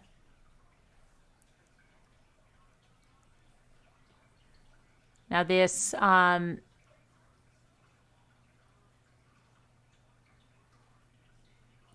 acting coach testified that over time, Amber was crying at the beginning of most of her coaching sessions.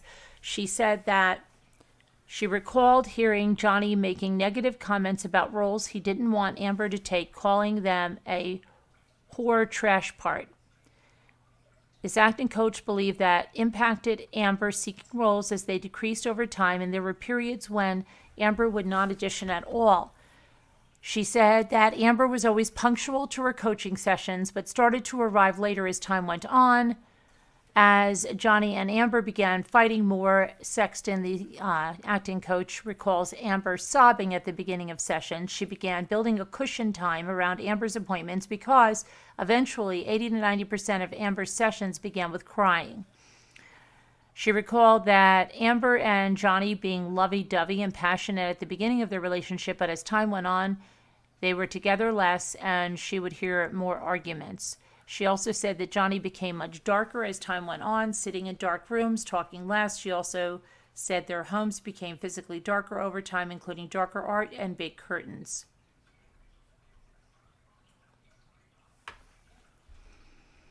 The acting coach recalled hearing a fight between Johnny and Amber while they were in Hicksville. She said it was the only one on the trip.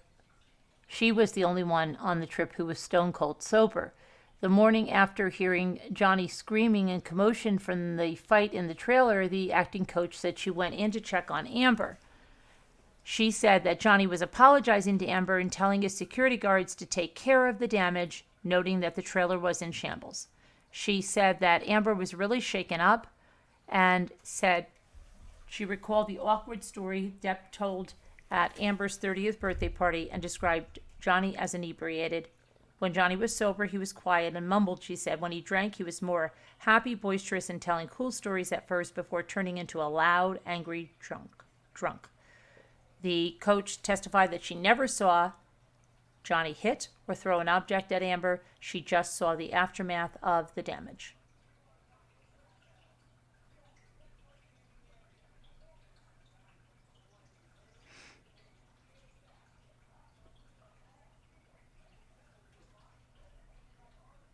Okay, so now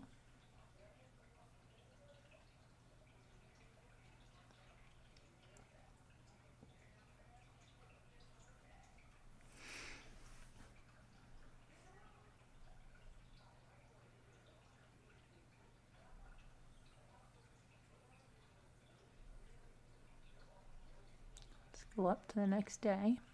The longtime friend Bruce Whitkin was testifying. Let me get this, please.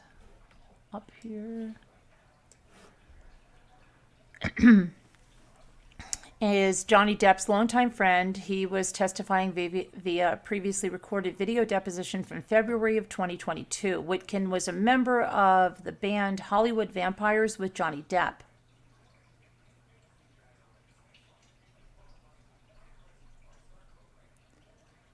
And Bruce Whitkin said Johnny has a jealous streak in relationships, including with Amber Heard. And I quote him saying a lot of it was in his head and not in reality. Said there were times when Amber was doing a movie with some guy and Johnny would work himself up. Said he never saw Johnny and Amber physically abuse each other. He did recall seeing Amber with a bruise on her arm and Johnny with a fat lip. Johnny had a lot of confusion and sadness about his relationship with Amber, but never talked about a specific issue, and said that Johnny's drug and alcohol use included doing cocaine with Joe Perry and smoking weed with Marilyn Manson. He said he suggested that Johnny go to therapy, which he did for a little bit, but then stopped. Said that Johnny was dealing with deep-rooted issues that had nothing to do with Amber, and that Johnny said that Alcoholics Anonymous was not his cup of tea because he didn't believe in a higher power. If Johnny was to get sober, he was going to do it in his own way. He added that Dr. Kipper and the nurses surrounding Johnny were supposed to be getting him sober, but it didn't work. Everything's supposed to be better, and it wasn't. His friend Whitkin was also aware of Johnny's financial issues, and he said that Johnny told him there was a problem with his business manager at the time.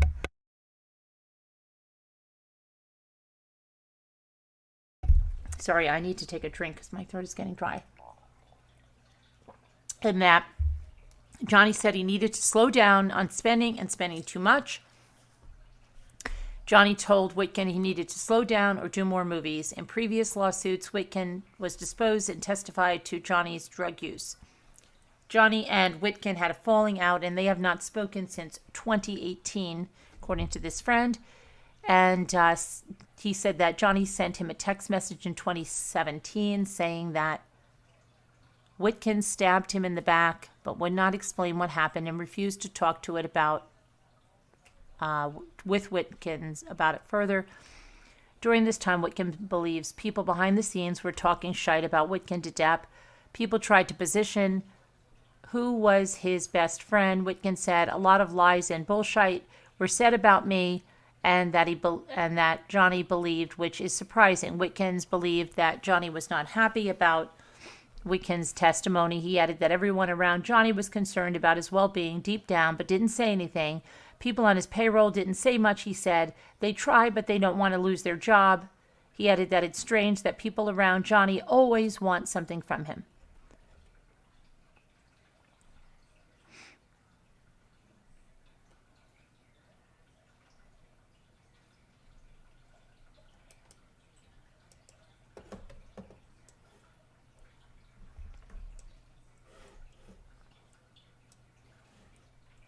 Tracy Jacobs, former talent agent for Johnny Depp, appears during a monitor, and during testimony on Thursday, Tracy Jacobs said that Johnny's career was impacted in recent years due due to his lateness and drug and alcohol use. And jurors watched a short video deposition from Jacobs over her years when she represented Johnny Depp. She said he had become the biggest movie star in the world. When Amber's attorney, Elaine Bredhoff, asked if she takes any credit for that, Jacobs answered yes. A, he was extraordinarily talented, and B, that my talent was compatible with his, she responded. Jacobs said she didn't know why Johnny terminated her in 2016, but he essentially terminated almost everyone in his life, so I was along for the ride, she said. She said that Johnny's unprofessional behavior impacted his career over the last 10 years while she represented him. She said that Johnny was showing up late to set consistently on virtually any movie. She recalled telling him he had to stop. It's hurting you, and it did. Initially, crews loved him because he was always so great with the crew. But crews don't love sitting around for hours and hours waiting for the star of the movie to show up. She said his behavior got around town and made people reluctant to use him towards the end of her time representing him. She recalled going to Australia twice when the fifth Pirates of the Caribbean was being filmed due to complaints about Johnny's lateness and not showing up. She said that his drug and alcohol use was also causing issues, and she recommended that Johnny see Dr. Kipper, citing his experience working with high-profile clients and getting them sober. She also said that Johnny romanticized the drug culture and has a fundamental issue with anger that worsened over time. She said that Johnny's star had dimmed by 2016 due to difficulty of landing him roles because of lateness and drug and alcohol use. While she doesn't represent him currently, she said his lawsuits now don't help. I mean, it's endless, she said.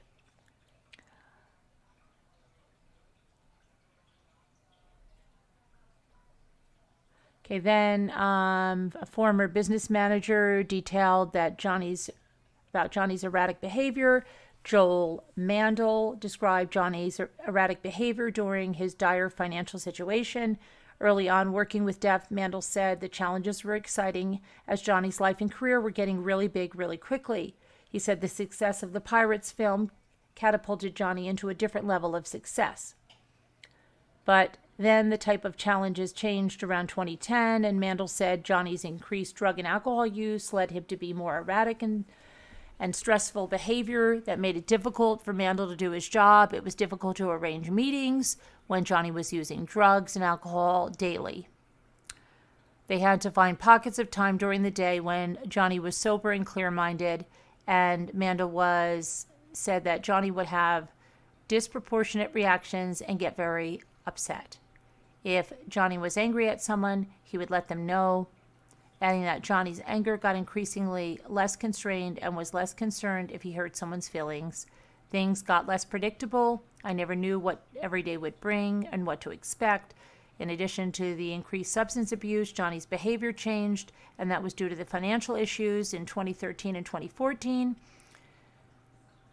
Mandel said Johnny's films were not doing well, and that this professional pressure made things more difficult. By 2015, Mandel said Johnny's financial circumstances reached a point where Mandel was extremely concerned. When Mandel expressed this concern, Johnny directed his increased anger towards Mandel, saying the tone of those conversations became more heated and more contentious as time went on and the circumstances were more dire.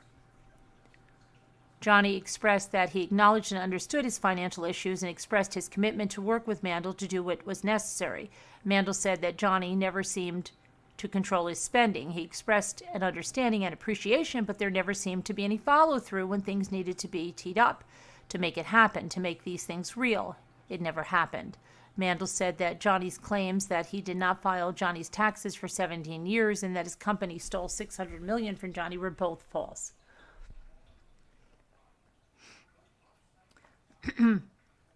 Jurors then watched Adam Waldman's video deposition. He was the attorney for Johnny. As Elaine Bredhoff continued asking questions, Johnny's attorney Benjamin Chu repeatedly interjected, instructing Waldman not to answer questions that would violate attorney-client privilege. Waldman said repeatedly that he accepts the instruction and does not answer.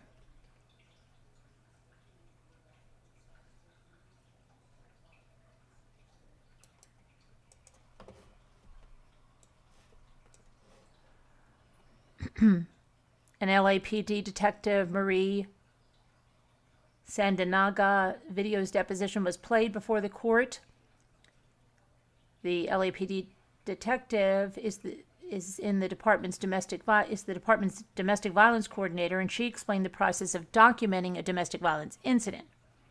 She said victims of DV are often reluctant to come forward. If a victim is also reluctant to press charges, an officer has determined that domestic violence occurred in, officers can still make an arrest even if the suspect is present or take a report. In responding, officers observe injury, they are obligated to conduct an investigation to determine if injuries are a result of an alleged crime.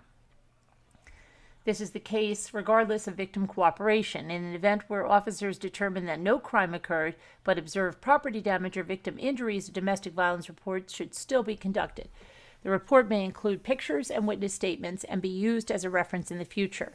Now, Amber's attorney Elaine Bradhoff asked these questions in context with the incident on May 21st, 2016 at that Eastern Columbia building. At the time, Amber did not want to file a report, but said the penthouse had property damage and she was injured.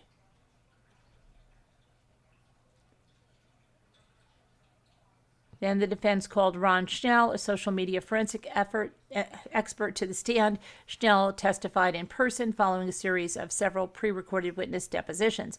He's a computer programmer and started several startup companies and works at Berkeley Research Group. He does social media consulting, including forensic analysis for investigation.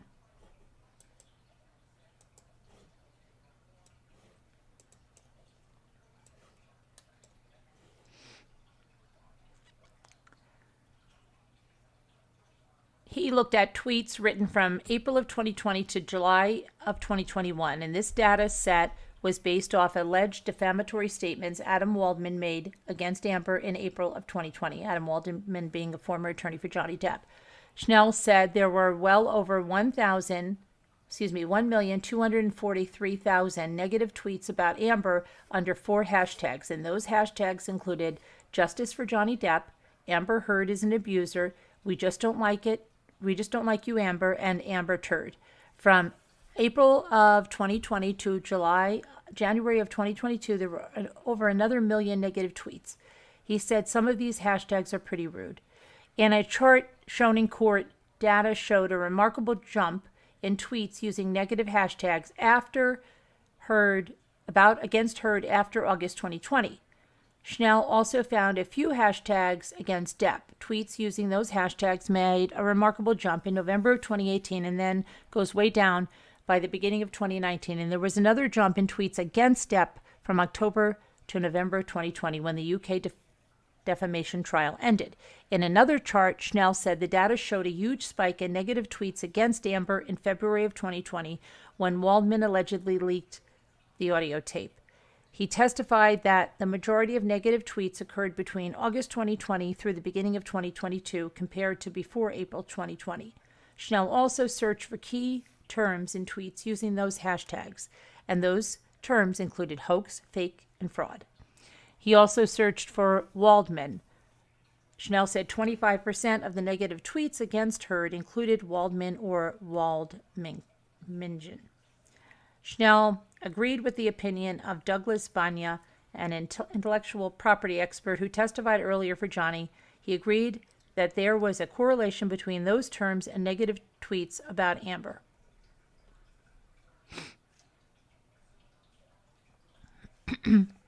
Then Amber's former head attorney, Michelle Mulroney, testified that Johnny Depp drunkenly yelled at her in a phone call during discussions about a possible prenup or postnup agreement. She said that she was contacted to represent Amber in relation to this agreement around late January or early February 2015. Mulroney testified that there was a confidentiality agreement and that she asked to see a list of future revenue Depp may receive for future films. She then said she received a call from Johnny in which he was very mean and called her names and fired her on behalf of Amber Heard. Mulroney said Johnny called her a biatch and that she believed he was under the influence because he was slurring his words. She said she was rattled and shook by the phone call, saying it took her off guard. Johnny was not paying her legal fees, did not have the power to fire her at the time. She said that her legal relationship with Amber ended a few days later.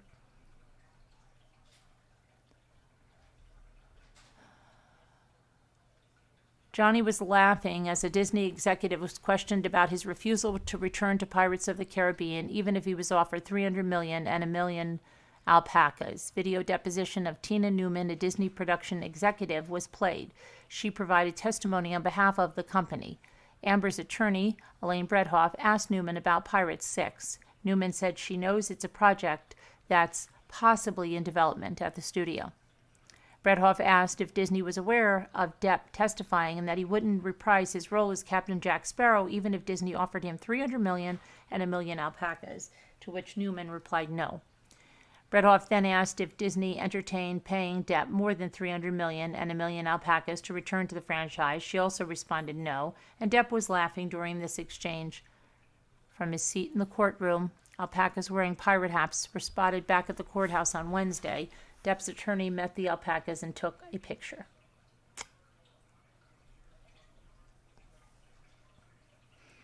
Then actress Ellen Barkin took the stand via video deposition. She said that she met Johnny in 1990 and they developed a friendship that lasted a little less than 10 years.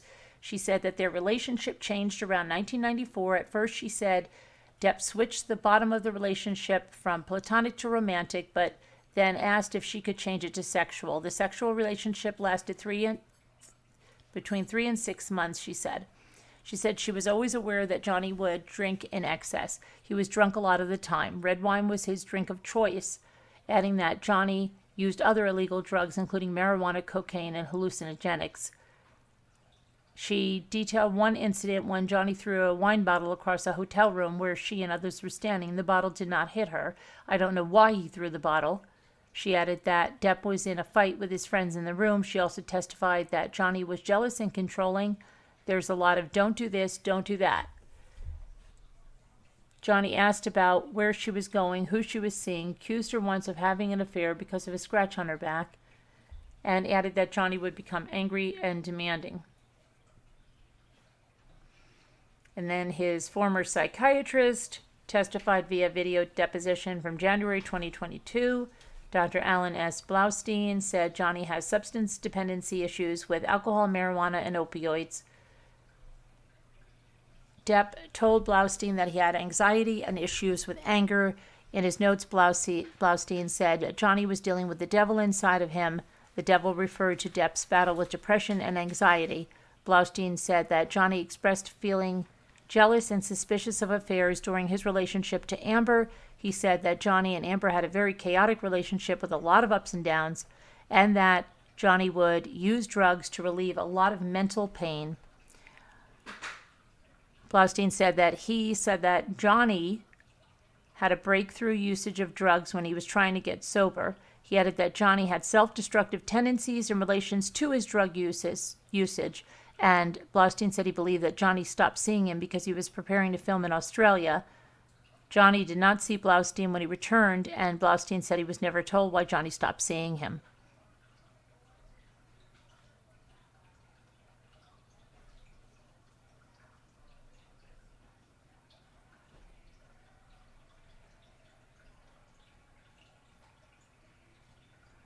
Okay, and I believe that brings us up to date. Let me go back and see if anybody is even here.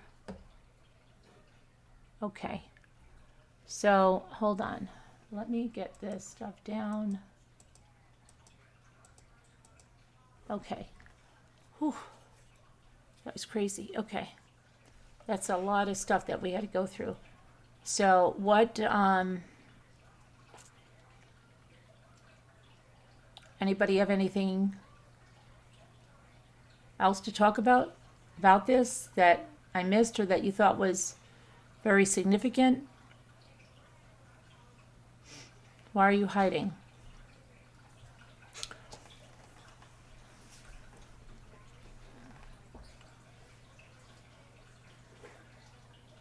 Aurora, there's, I don't know if you heard me last night during the auction, but I have your napkins here, but there's a request in PayPal from before I left. So if you'd like the napkins, if you could take care of that, that would be great. Also, Nancy, I don't know where you are. You have napkins, and the people that bought last night, I haven't gotten anything out yet. Hi, Pamela.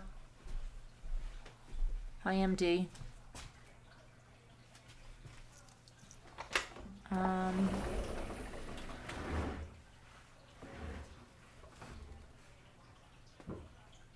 You pledge a cool $1,000,000 to me?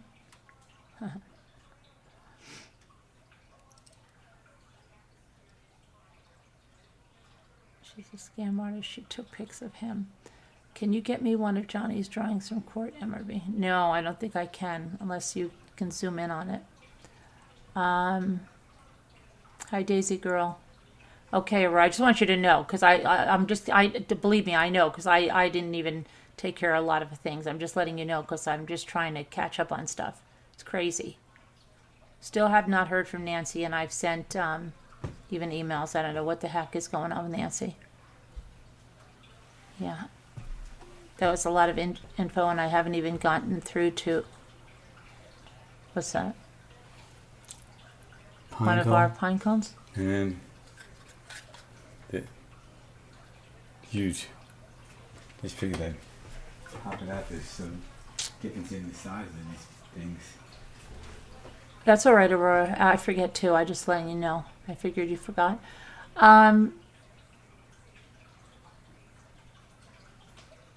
Yeah, I have not heard from Aurora. I'm not Aurora. Nancy at all. It's humid and rainy. No, it's going to get very hot here. It's a little overcast right now, but I hope it doesn't rain. It rained yesterday.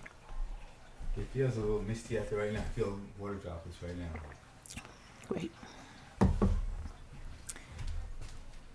You haven't unpacked your car yet, Kevin? Are you kidding? And you got home a lot earlier than us, right? When did you get home, Kevin? You've been sick? Oh, I didn't know that, Aurora. I'm sorry. I'm almost done unpacking car. At least unpacking, bringing it in, but I haven't opened up everything that's in.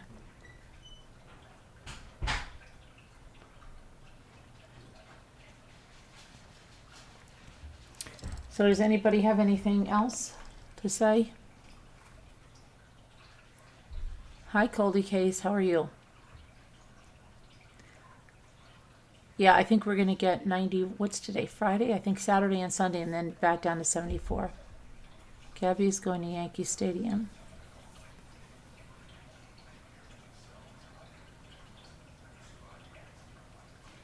Hi, Janae. Oh boy.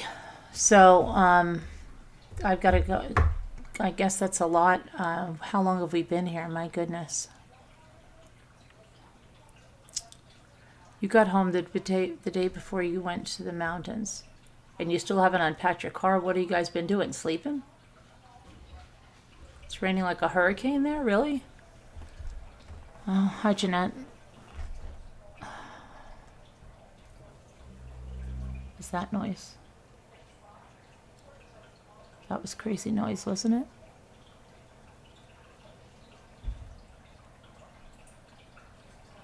Your bones hurt to the touch. What are you sick with? Not the virus, right?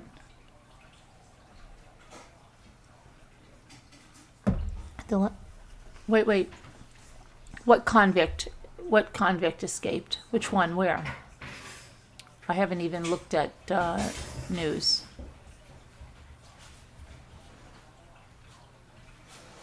Thank you, Daisy girl. I did, but I'm trying to play catch up now. My son just got home from Italy yesterday. My daughter's birthday is today. Today's her birthday, and then the 24th is Gia's birthday. So I've got to now find out about when he wants this cake and all that stuff. A bone degeneration.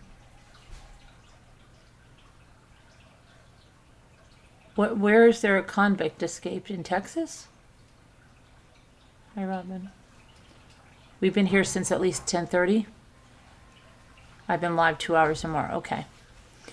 All right, then I think we'll call it. And I do want to take a walk and stuff today. I don't know. I'll see if I tape that or not. Or I'm going to ride my bike. Probably. I don't know what I'm going to do. Oh my gosh. I've got to get up and stretch. Life sentence confirmed. Mexican mafia hitman. Oh boy. Okay. I'm sorry to hear that, Aurora. Scary guy. Okay. And happy birthday to Alexandra. And your oldest son's birthday is on the 24th too. Really?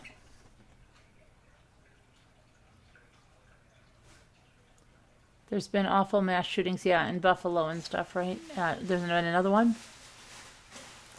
I don't know. I've got to get a bunch of stuff done here. All right. I'll check in with you guys later on. And don't forget, Saturday is going to be the auction for those.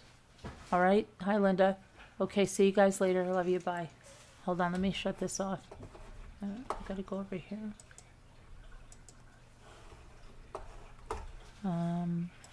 Do.